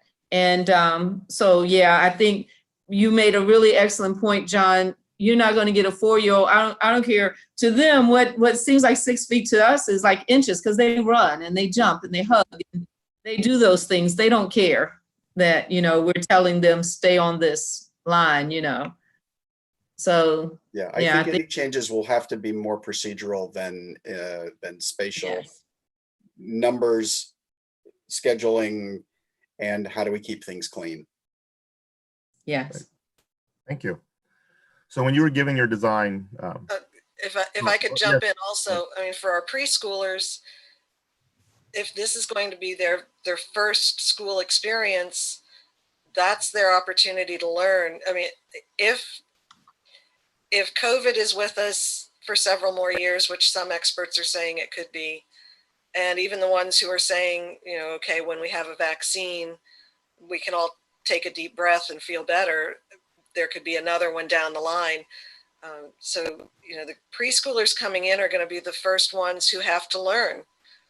Maybe it's hand sanitizing stations as you walk into the building, and you don't come into the building without using hand sanitizer. And for them, if they're starting out that way, it's going to feel fairly normal to them. It's, you know, the ones who have had what seems to us like a normal experience and have to adapt, it's going to be a lot harder. The one thing that I might toss out there, and this is legitimately post-rationalization, is that that large front entry hallway will be extremely useful if you need to accommodate some kind of entry procedure where you're quickly testing a temperature or you're checking whatever as people move through. It will give you a very large sort of collection zone in which you can make those things happen in an effective way without necessarily slowing everything down. So I would imagine that potentially as things move forward, those kinds of spaces might be the kinds of things we'd be looking at. But in that sense, it may very well be the case that this first grade edition is actually a big bonus for us because it really urged us to make a great big long entry hallway, which may wind up being your entry triage station. Thank you. So as you were giving the beautiful pictures inside, you made a comment about the stairs. Someone had asked for stairs. Yes. And I said, you know, people out there watching might wonder, why would you need stairs on a single story building? And then I thought it might be that our OT PT teachers who work with our students on gross motor skills could use that for climbing stairs. And Yes. then one of our wonderful OT PT teachers actually asked a question. So we'll go with her question. First of all, Sue Williams, and she's at all the buildings. She said, first, I appreciate the board's support of a developmentally appropriate learning environment. And I think this would be a game changer for our children. But she did want to know, are there stairs/loft on both the kindergarten and preschool side of the building? Yes. Yes. And they are sized for, they're basically the size of a stair in your house. They're not the size of a stair in a school. They're big enough that an adult and a 4-year-old can walk up the stair next to one another, but you couldn't have 3 people walking up it, or, you know, 2 people coming up and 1 going down. It's not intended for that. It's really a place for 4-year-olds to learn how to climb the stairs. And really, I think it's partly because it's useful in terms of life skills. It's also good large muscle activity, and it's also good practice because as soon as they get to the elementary schools, they'll have class stairs that they have to climb, and this will be a way for them to know, how do I do it, how do I wait my turn, how do I make space, that kind of thing. Great. All of these little moments in these schools are all teaching moments, whether you're figuring out how to ask for someone to pass you the milk, or whether figuring out how to climb the stairs, or all that kind of stuff. Well, one of those other teaching moments that you're talking about is the gross motor space that you have. And we have Susan Ye from North asking, will the gross motor space be enclosed? And is there space to store their gross motor equipment? There is a storage room adjacent, right on the edge of it, where you can put all of the therapy equipment and little scooty bikes and stuff like that. As far as enclosed goes, it is enclosed within that larger piece of the plan. It's not a separate room. All of the rooms open onto it. And one of the reasons that we did that was we wanted to make it do double duty. It's not just a large muscle room, it's also circulation space. Lots of times when we do schools, you know, we have all of these corridors and they take up literally tens of thousands of square feet in a high school. We wanted to make sure that the circulation space was doing more than just one thing. And so we felt that if we were able to use it not just as a hallway, but also as the gross motor area, that would be an effective way of kind of making the best of something that we had to have anyway. I hope that answers the question. I think it did. So staying inside the building, let's go with, and this is something I'm familiar with, fifth grade teacher in the past. I had things I had to store. So Jana Wolf is asking and wants to make sure, Mr. Noble, she didn't see any storage areas in the classrooms. Did she miss it? Kindergarten teachers have many items that they access throughout the day. Were there student lockers or storage? So we have a couple of strategies for storage. There will be built-in casework as well as furniture within the classrooms for storing stuff. There will be storage spaces within those shared atelier spaces, the little kind of project-based learning areas between each classroom. And then in the core spaces where that teacher workroom area is, there's an extensive amount of storage along the walls there, with the notion being that for things like seasonal activities or shared learning materials, each wing would have its own kind of home base for storage in those areas. I think we're always balancing on storage. That's the first thing that everybody always wishes that they had more of. But by the same token, we're trying to acknowledge that, and we're trying to deal with that. There's also a dedicated storage room in those teacher workroom areas as well. But at the same time, it's really important that we're spending the vast majority of our money on spaces for learning as opposed to spaces for storing stuff. And so I would challenge everybody who's working in the school. We've done our best to make as much storage as we can, but at the same time, it's always a good idea to be as careful with what you have and as you can be, so that there's not stuff that's been sitting there forever. I know that I've never done a school where somebody said, "Oh my God, John, there's too much storage." So I don't mean to be flip about it, and I apologize if it comes across that way, but we have definitely made an effort to provide a substantial amount of storage, not just in the classrooms, but also in those central core areas. She's also wondering if kindergarten students are eating lunch in the classrooms, and this is to Dr. Cosby, Mrs. Brooks, and Ms. Wethington, who will be supervising them and who would be responsible for cleanup? That's the kind of question that would happen as we plan our school day and our plans. We have people who do those things now. So Jenny, unless you wanted to add anything, or Becky, I mean, that's just put that on your that's radar. what we do. No, I mean, we have the Scarlet and Gray team. Yeah, the Scarlet and Gray team cleans up after lunch now, so they would be available to clean up in the classroom space. And yeah. Okay, I just want to make sure we got that on your radar.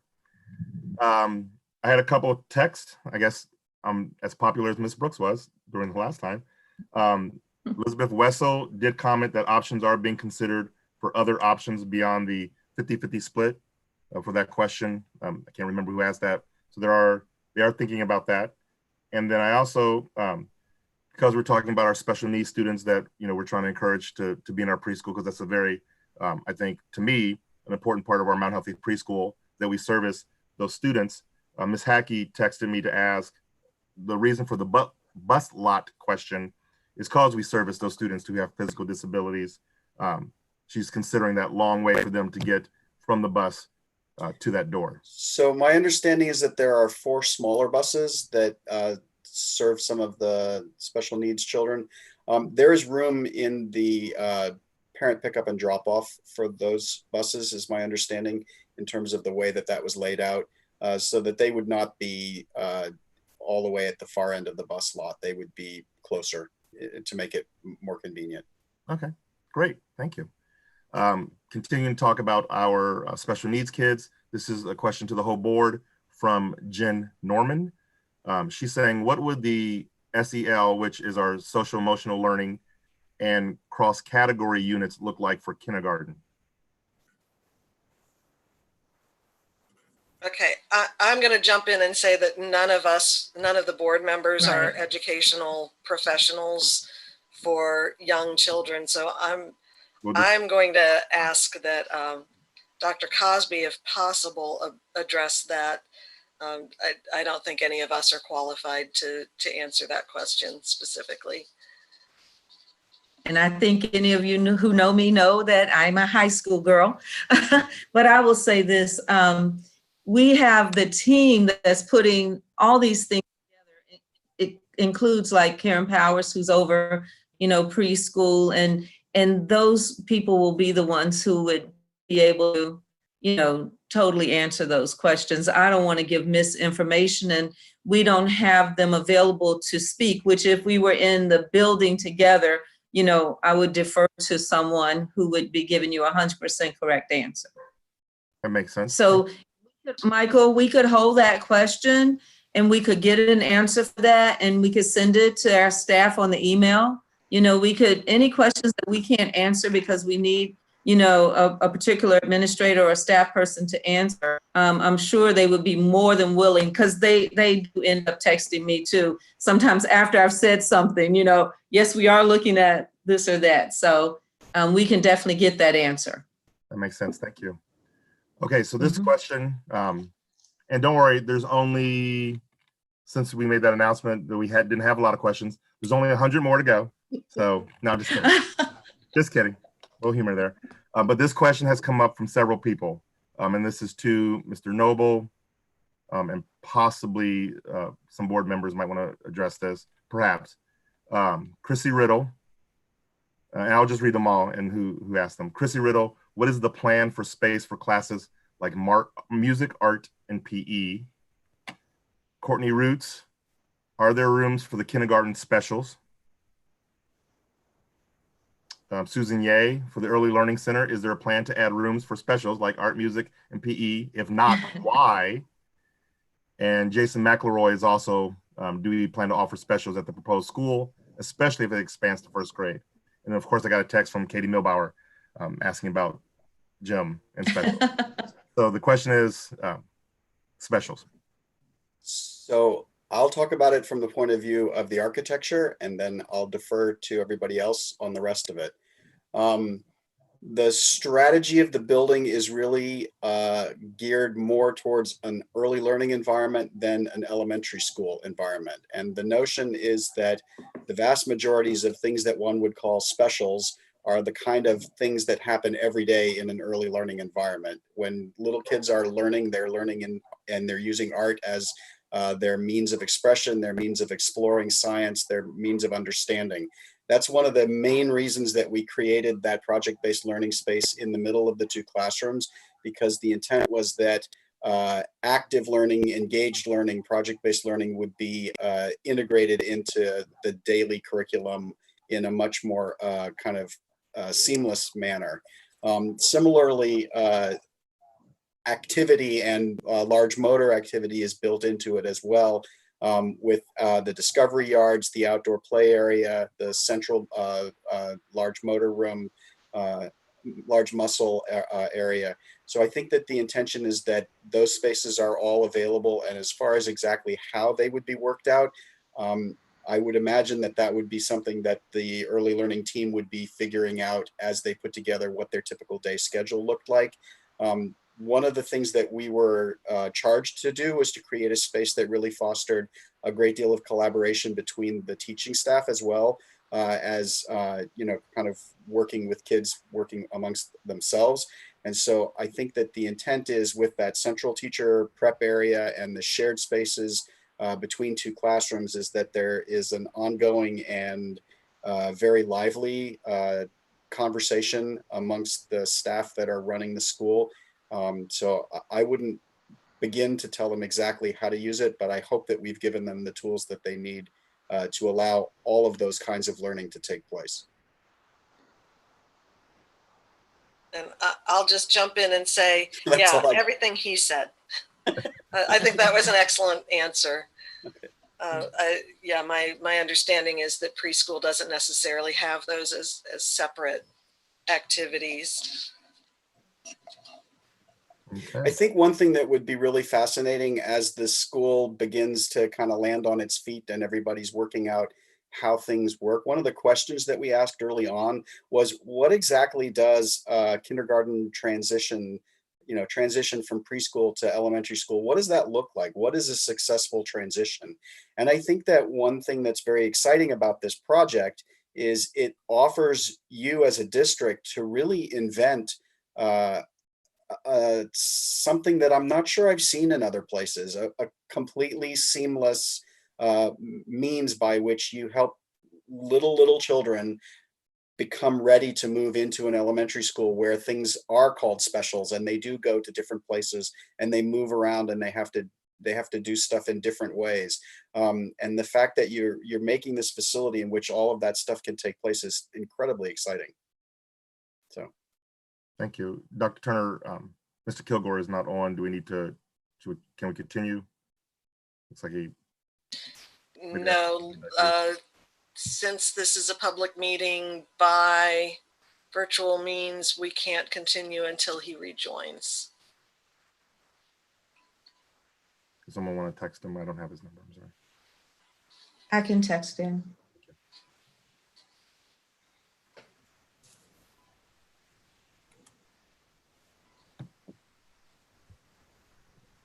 Could have been a battery issue like Dr. Cosby. Yeah.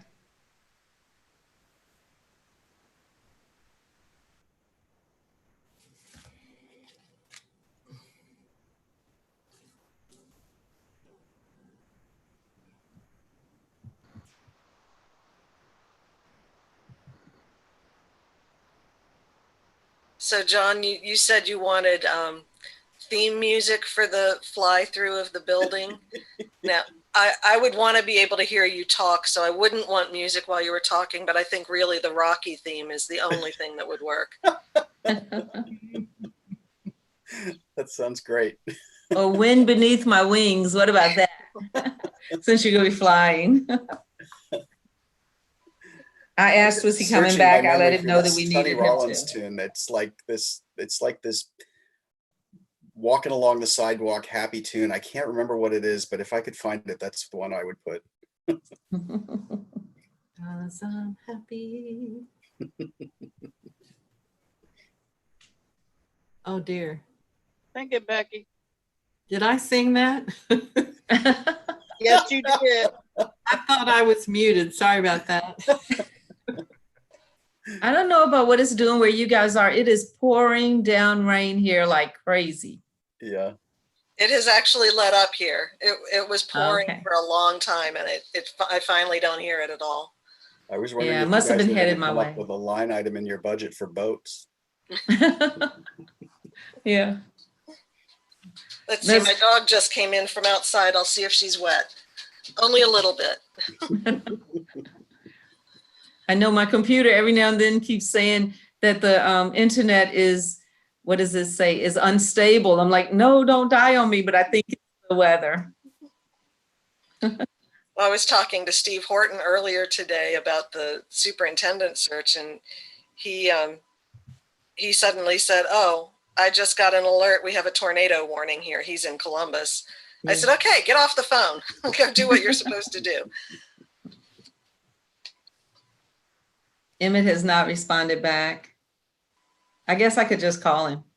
Yeah. Oh, don't mind. I will block myself, but I'll give him a call.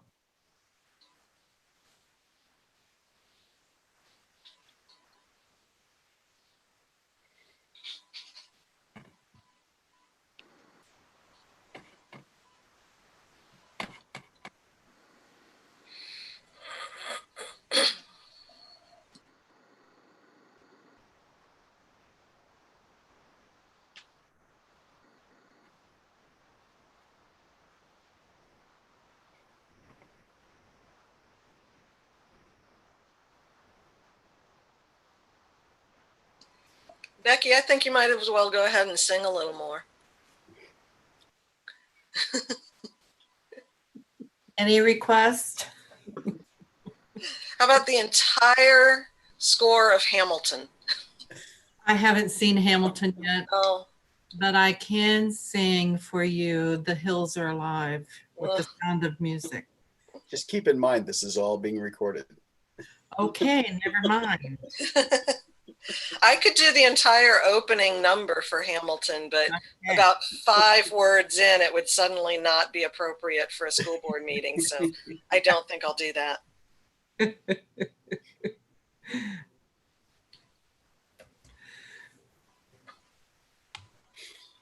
All right, Mr. Burdett, could you contact Mr. Kilgore? His computer is not letting him back in, and I don't see the place to allow him in.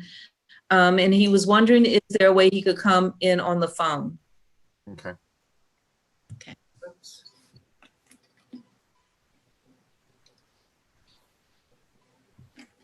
So it may be a couple more minutes, guys. Can you text me his telephone number, please, Dr. Cosby? Yes, I will.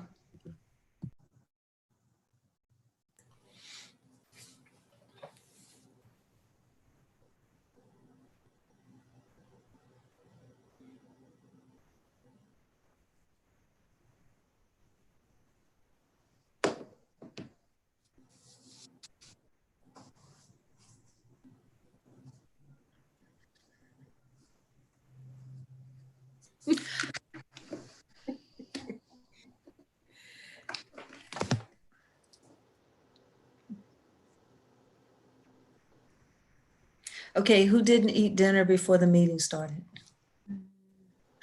I know. It's very important what we're doing, though, so that's why we're willing to do this. But just wait.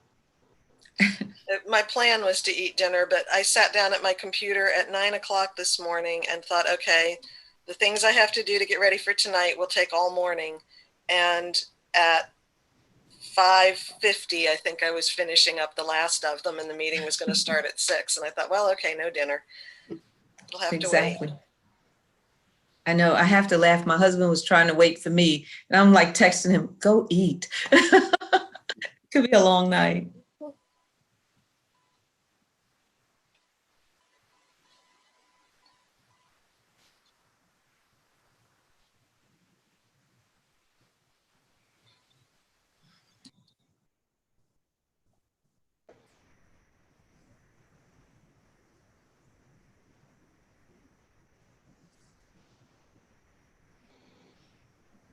Has anybody taken advantage of getting their ice cream yet? John, we have to share with you for teacher appreciation and staff appreciation. They can go to the dairy bar and get a one-time $5 ice cream thing. Wow. I know. I love that place. Yeah. Oh, you do? Well, maybe we could make you a temporary. I haven't used mine yet. No. No. Have to wait. Jenny, for you been there? No, I haven't been there yet. I'm planning on going to the office maybe tomorrow, so maybe I'll get some tomorrow. Maybe you'll get some. It's a great place. I agree with John. I mean, if you're gonna use some calories and you're trying to be, smart about it, it's worth it. That's the place to go. Yeah. Yeah. Heath flurry with extra Heath. That's what you want to get. Oh, that sounds really good.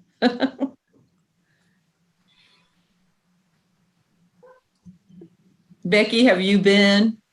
No. Not yet. But the Heath flurry sounds pretty good. I know. Hey, we may have to call. How long do y'all stay open? I'm pretty sure they close at 9, so. Shucks. He's going to try to call in here. While he is, I don't think this is, because I already asked this question, but I was reading for the next question, so I may not have heard what Mr. Noble said, so we're not saying anything new. Because Courtney Roots had asked about the large gross motor spaces also, whether they would be enclosed or not. And her point she wanted to make was that the noise could definitely disturb other classrooms if they're not. Yeah, I think our intent is to make the walls as noise proof as possible. I think it's a valid concern and one that we're aware of, and we'll be doing whatever we can to mitigate it. Okay, looks like Mr. Kilgore is in. You're just muted, Mr. Kilgore. Will you verify that's you? Yay. I unmuted you. Are you there, Mr.? Hello? Yep, we hear you. Okay. Great. Okay, just a couple more questions and we'll end this evening up, especially since you just did that one for me. Thank you. So really, I have just two. And this is back. She wanted me to make sure I added this part so to get it on the record here. So this is Miss Milbauer. Back to those specials. As a special area teacher, I know the importance of specials with our students as they learn how to interact with others, self-expression, working on teamwork, and working on social emotional skills through art, gym, and music. And then you kind of talked about how you felt, John, that they would be addressed for PK and K students. But she also wanted to say, wants to emphasize the fact that relationships are an important and key factor in life. With our kiddos and families, an important place specials teachers place in the realm of relationship building and building social emotional steadiness. And also, if we do add a first grade, will you then consider spaces like an art room, music room, or gym? So I 100% understand the value of relationships and feel like that's a critical piece of any early learning curriculum. I would assume that the team that's putting together how things will operate will have thought all of that stuff through and would definitely defer to them on that. With respect to the first grade, there's absolutely changes. There are absolutely changes in the way that you do things in first grade compared to the way you do things in preschool. And that's part of the reason why we're holding off on the first grade, because it does have really fundamentally different expectations. One very obvious example of that is that first graders need to learn how to eat in a cafeteria. So that's the reason that part of the second phase is not just an academic wing to hold the first grade, it's also an expansion of the kitchen into being an actual kitchen as well as a cafeteria space, which most likely at that time would potentially incorporate some kindergarten use as well. Having said that, there's absolutely no reason to expect that a first grade wing would look exactly like a preschool wing. And that's why I was trying to be careful to say that although we showed an identical dotted line, there was no reason to imagine that the inside of that dotted line, or even actually the shape of that dotted line, would be the same as the other two wings. So what I would imagine would happen in the roughly 3 to 7 years when everything's awesome and everybody's so in love with this fantastic school they want to expand it, that we would do a similar process to what we've done in order to figure out what should go into this part of it with respect to the first grade. And we would work with first grade teachers, we would work with the staff, and we would work through exactly what pieces you wanted and how it ought to be laid out. So it seems as though it would be very appropriate for there to be specific spaces for special activities. And I would assume that that would be part of the design process at that point. I would just like to add, and I'm taking a little privilege because it's my last meeting, but knowing Katie Milbauer like I do, I would just say, let's try to keep her out of that building. I think that would be hard. She's going to get over there and make some relationships. And if she knows anybody has a sibling or whatever. So I appreciate her asking. And I agree with everything John said, because that's what would have made it more expensive to add on the first grade, you know, without some time going by. But yeah, I can see her going over there and making connections with any kid that's over there. So well, and also, and John, correct me if I'm wrong, but I think as soon as we get to maybe even kindergarten, but I know for sure first grade, the class sizes don't have to be as large. So the same size building could have, you know, regular classes and those other things without making the building a whole lot larger, correct? That's correct. The class sizes are allowed to be larger for a smaller amount of space. So more kids, less space. There's absolutely every reason to assume that all of those pieces will be included in an appropriate manner for the first grade. And I hope that what we've done is create enough spaces that would allow those kinds of things to take place within the building that we've laid out, while still affording you the flexibility to move classes around based on age group and to meet the needs that you have in a variety of other areas. So hopefully that works out. Okay. Okay. So one more question, and I think this is a good way to end it. It's more of a question comment. And I know this particular person will enjoy that he's closing out the questions, I think. This is from Dr. Harris. He says, if we decide not to build the Early Learning Center, how, in case that was something that you guys were thinking about, how are we preparing to address the growing number of special needs students at the lower grades? This preschool building, this Early Learning Center building allows for us to address the social emotional learning and academic needs of our students prior to first grade. Yeah, I think, and I think you're right. I think that was a comment more so even than a question. And I would like to concur with him that we know a lot of kids are identified who possibly, had they started sooner on their academic track, on their training for school, preparation for school, may not have ended up being identified as special needs kids. So that is something that, we need to take into account. Why do we have so many kids who struggle at the third grade reading guarantee? Is some of that because, they haven't been prepared along the way. So, and then the parents don't want to help them and don't care and don't love them and do the best they can. But it's one thing, we've talked about this, being in a facility that's not based on academics and relationship building, but keeping my child safe and taking care of my child. So please don't think that I'm disparaging any of our families, because I'm not. They want this opportunity for their children as well, I would imagine. And I think if we do, then we might find that our numbers go down. Okay. Well, thank you so much for allowing me to moderate this town hall. And Dr. Turner, I'll turn it back over to you. That's all of the immediate questions. Thank you. So at this point, sorry, board, we're not finished yet. We actually still have another issue to discuss. Anyone who wants to continue watching is more than welcome to, but we're going to shut down the town hall input part of it at this point. So I'm going to let Mr. Burdett handle all the logistics there, and say goodbye to everyone who's been participating. Thank you for the questions and the comments.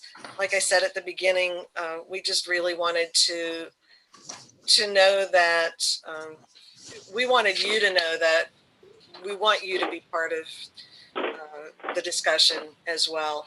And John Noble, thank you so much. It's a beautiful building. I can't wait. I'm so excited. Me too. So thanks for the chance. I've really appreciated the chance to work with you guys, and it was really fun. So thanks for giving me a chance to talk tonight. Thank you. Take care. You too. Thanks, Sean. Bye-bye. Thanks, Sean. Okay, so continuing with our meeting, believe it or not. The next item on the agenda would be 13, addendum to the agenda. We don't have one. 14, special orders. We don't have any. 15, open discussion of the Board of Education. Does anyone have anything they want to discuss? No. Good. I'm glad to hear that. I am getting really hungry. Then finally, item 16, Board of Education report. So 16A, the date of the next Board of Education meeting is Monday, June 22nd at 6 p.m. That is a holiday. Sorry? That is an international holiday, as it is Kenneth Glenn's birthday. I thought, how do we miss that one? Right.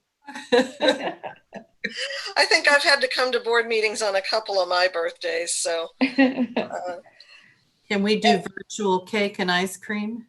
That would be fantastic. Works for me. Yep. Then I'm calling in.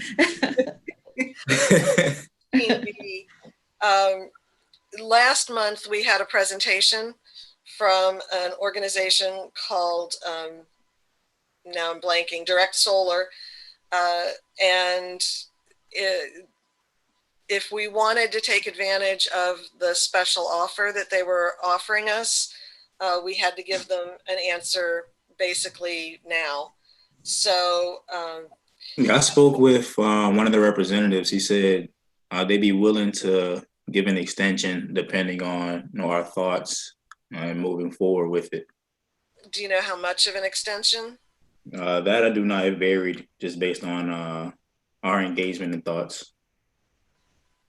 Okay, so, well, I had on the agenda that we were going to go ahead and discuss and take the vote tonight. Okay, we can do that.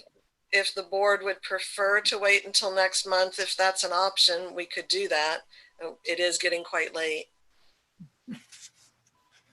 Yeah, we can go ahead with the vote, I would say. Okay.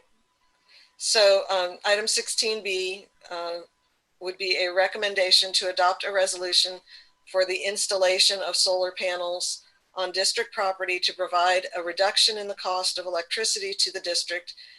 Panels, it says it would be installed by, actually not quite, the project would be overseen by Direct Solar per the presentation that we had last week.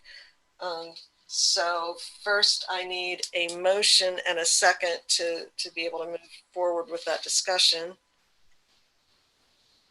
So moved. And we lost Emmett again for a second. I'm trying to get on the internet. Hey, I think I'm on. Yes, you are. Okay. You are. Okay. I'm sorry, so I missed who. Kenny, was that you made the motion? Yes. Okay. Do I have a second? Second. Okay. Seconded by Ms. Bryant. Okay. Discussion. I sent, hopefully, I'm sure I heard back from all the board members. So I sent just a little summary today of the presentation so that it refreshed everyone's memory on what that was. So I have some notes here. If anyone has any questions, I'll do my best to answer them. But it would mostly be the same things that were in the email. So go ahead, board, discuss. It just seems too good to be true to me. And I just can't believe that we get save that much more money, and it's just too many questions. And I feel like what kind of questions? Like, who's going to take care of these towels after the 25 years? And seems like an awful lot of money to install these, and they're not asking us for one red cent. I would think it would be hundreds of thousands of dollars just to install those on just maybe even one building. And they're not asking us for anything. It just seems just too good. Now, I could be wrong. I'm just one person, but it just seems just too good to be true. If I could ask Jenny Wethington to jump back in here Jenny, I see your name on the screen. Are you still with us? There you are. Because Jenny and I talked about this very briefly this afternoon. And so Jenny, if you could share with everybody else what you said to me about other companies doing this kind of thing. Yeah, I personally feel like something of this magnitude that we could put out a request for a proposal. There are multiple companies that do this sort of work. I definitely believe that solar is something that we should look at. But I feel like we could probably get the best pricing if we were to solicit more bids. That and we're not hearing you real well. You might have to get closer. Oh, I'm sorry. My internet might not be working very well either. Is it any better now that I'm close? Yes, much better. Thank you. Okay, good. So I'll just go back and say that I feel like there's several different companies that do this kind of work. And I feel that it would be best to competitively bid this and request proposals from multiple companies and not just one. So that way we know we're getting the right price. I think that might answer some of your questions there, Kim, that you had, like you think it might be too good to be true, but if we have other companies that give us similar pricing, then we would know that we're making the best decision, one. And two, we do have some aging roofs. And if we're able to recover them versus pushing off maintenance on them into the future, and we take care of them now, we could recover them versus having to rip all the roofs off and having to redo them completely, which would save us a lot of money. So I'm curious how that works.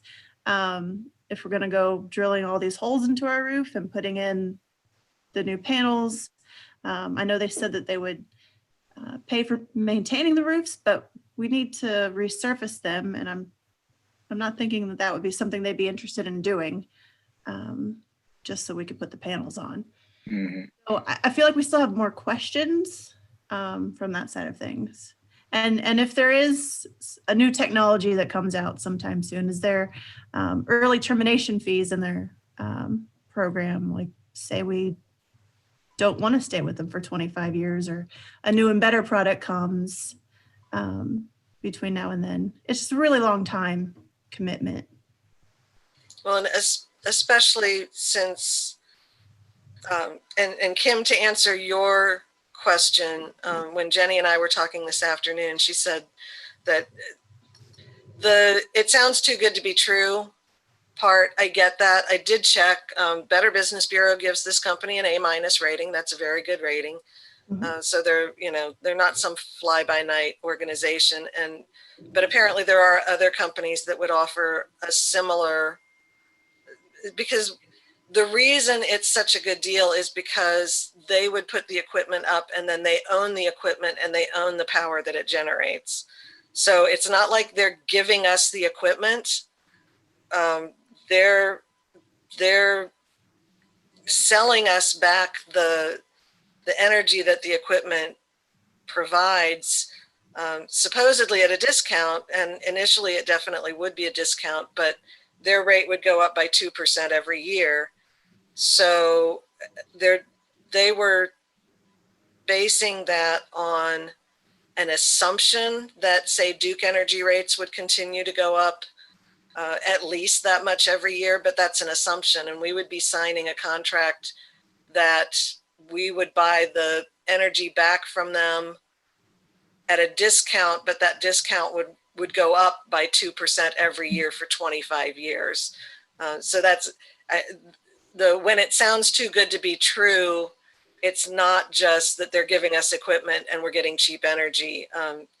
If suddenly Duke Energy, let's say in 10 years, some wonderful new technology comes along that is incredibly inexpensive and Duke's prices drop in half, we're still paying for 25 years what we contracted with this organization to pay, with a 2% increase each year. That's why it's not really too good to be true, because they're making sure that they're going to be making money. Mm. Does anyone know what energy costs have done over the past 25 years with Duke Energy? They have gone up. Yeah, they've gone up steadily. Do you know at what percent? That I do not know. But just because they have doesn't mean that they'll continue to either. You know, some things, I'm thinking like technology, cell phones aren't getting any cheaper. They're getting more expensive. But you look at flat screen TVs and, you know, what would have cost thousands and thousands of dollars not too many years ago, you can get for a few hundred now. So, you know, new technologies are going to affect the prices. I said last month that I would talk to my husband about this. And he said even he's worked for Duke Energy for 40 years. Next month, he will have his 40-year anniversary working for Duke. And he said he wouldn't begin to try to guess where the market will go next. It has been rising, but even with his experience, he said you just can't, you can't really predict that. Which isn't to say this couldn't be, I'm with Jenny. I love the idea of us doing solar or some other kind of renewable energy. Mm-hmm. I also agree with her that if we wanted to pursue this, I think we really have to put it out to bid and find out what, you know, maybe another company would do something similar, but not put the equipment on our roof. That would solve the problem of the aging roof structure. Maybe another company would offer us the same terms, but the price, the discount that they're giving us always matches the market rather than a solid 2% increase every year. Mm-hmm. I feel like we need to find out what other options would be out there. And that's not to say, I love the idea of us doing something like this eventually. Yeah, I'm in agreement. Mrs. Ellis, do you have anything to add?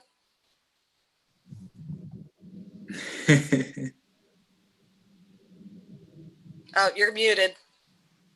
Carol, you're muted.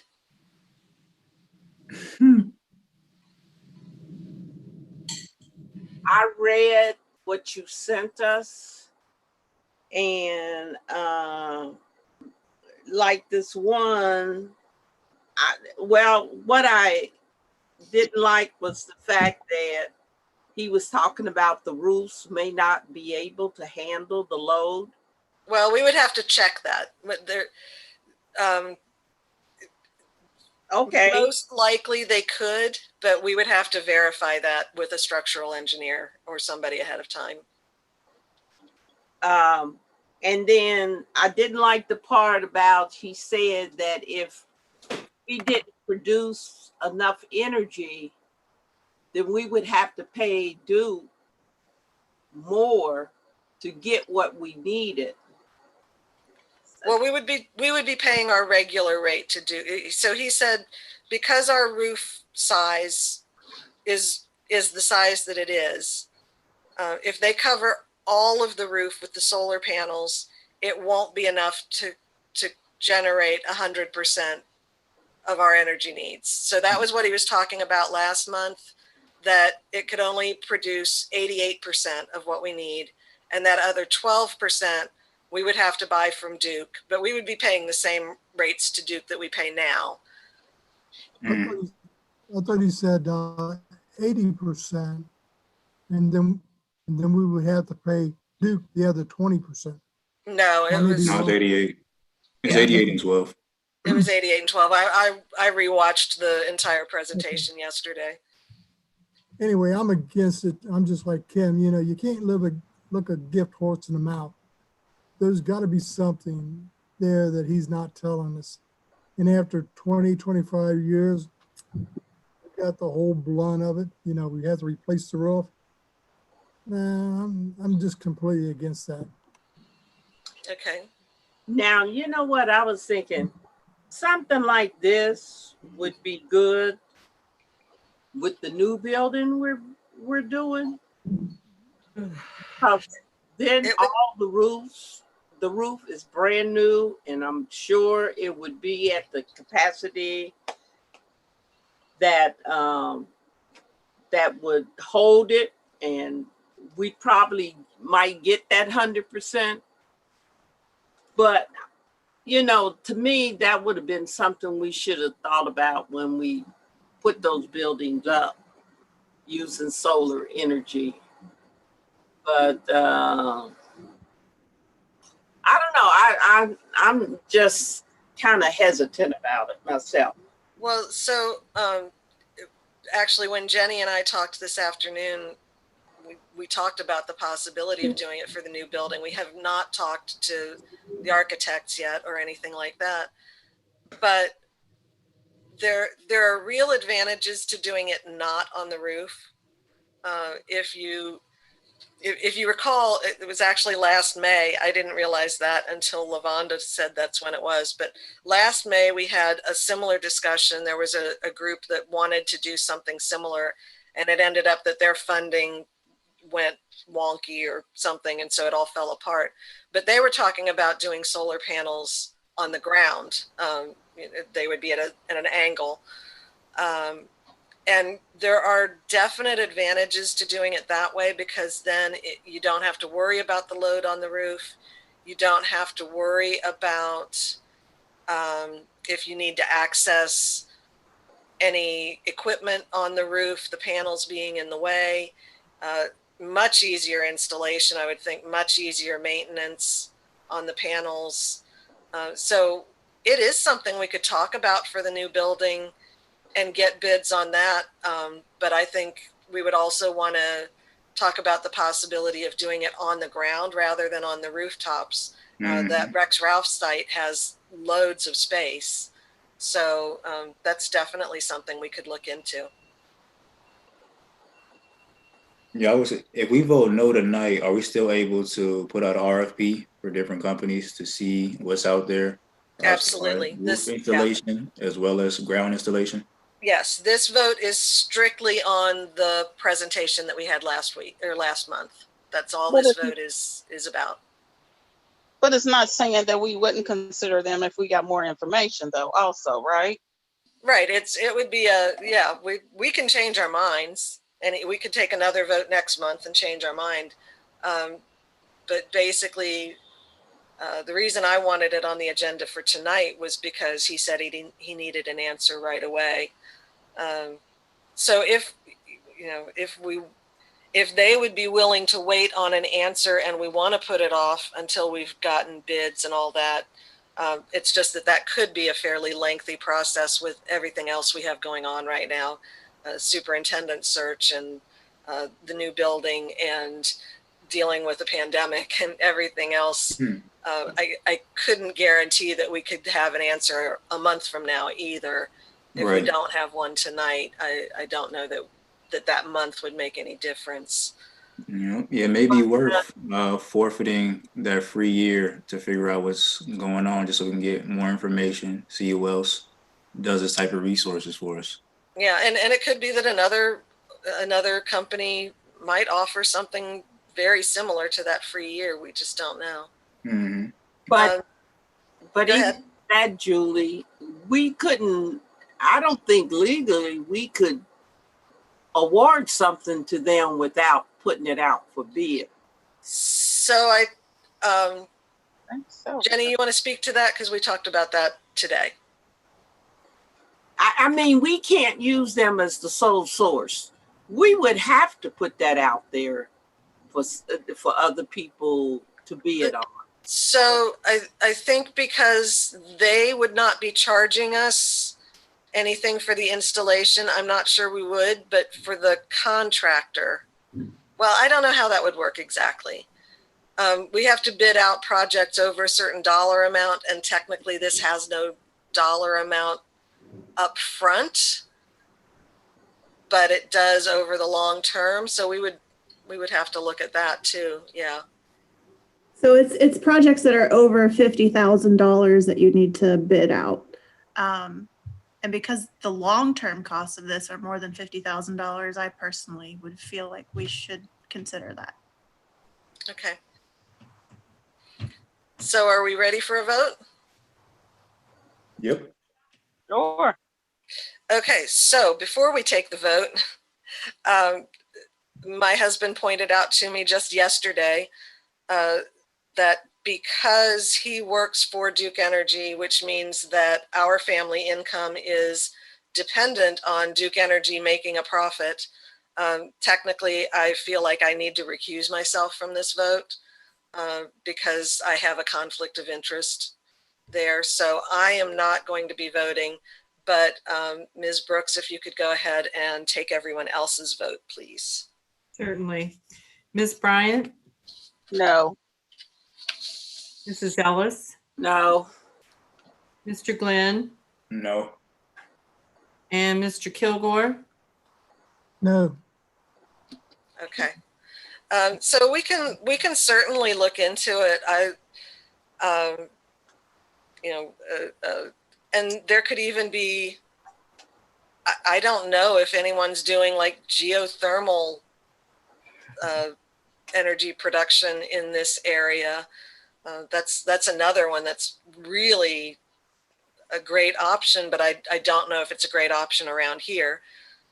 So we can look at other possibilities, and we can keep that on our radar and think about it.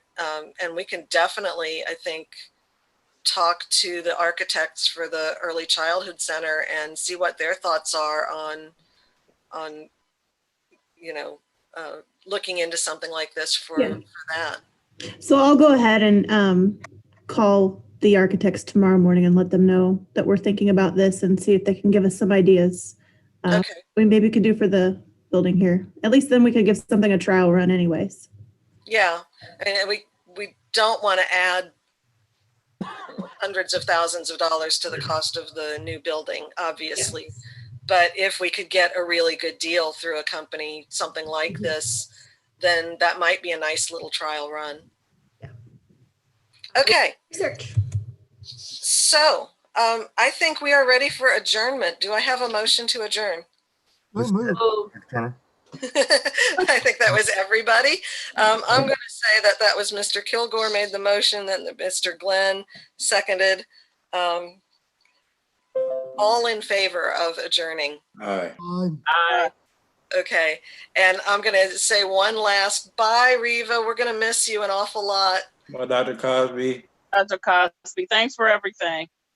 I'm going to miss you all too. Bye. Hopefully I'll see you again. Oh, I'm sure. I'm sure. We'll make it happen. We just got an email today saying that as of right now, OSBA is planning for Capitol Conference in November. So okay. We'll there we go. And I'm still on the payroll. I'm still working until June 8th. So June 5th, I mean that Friday.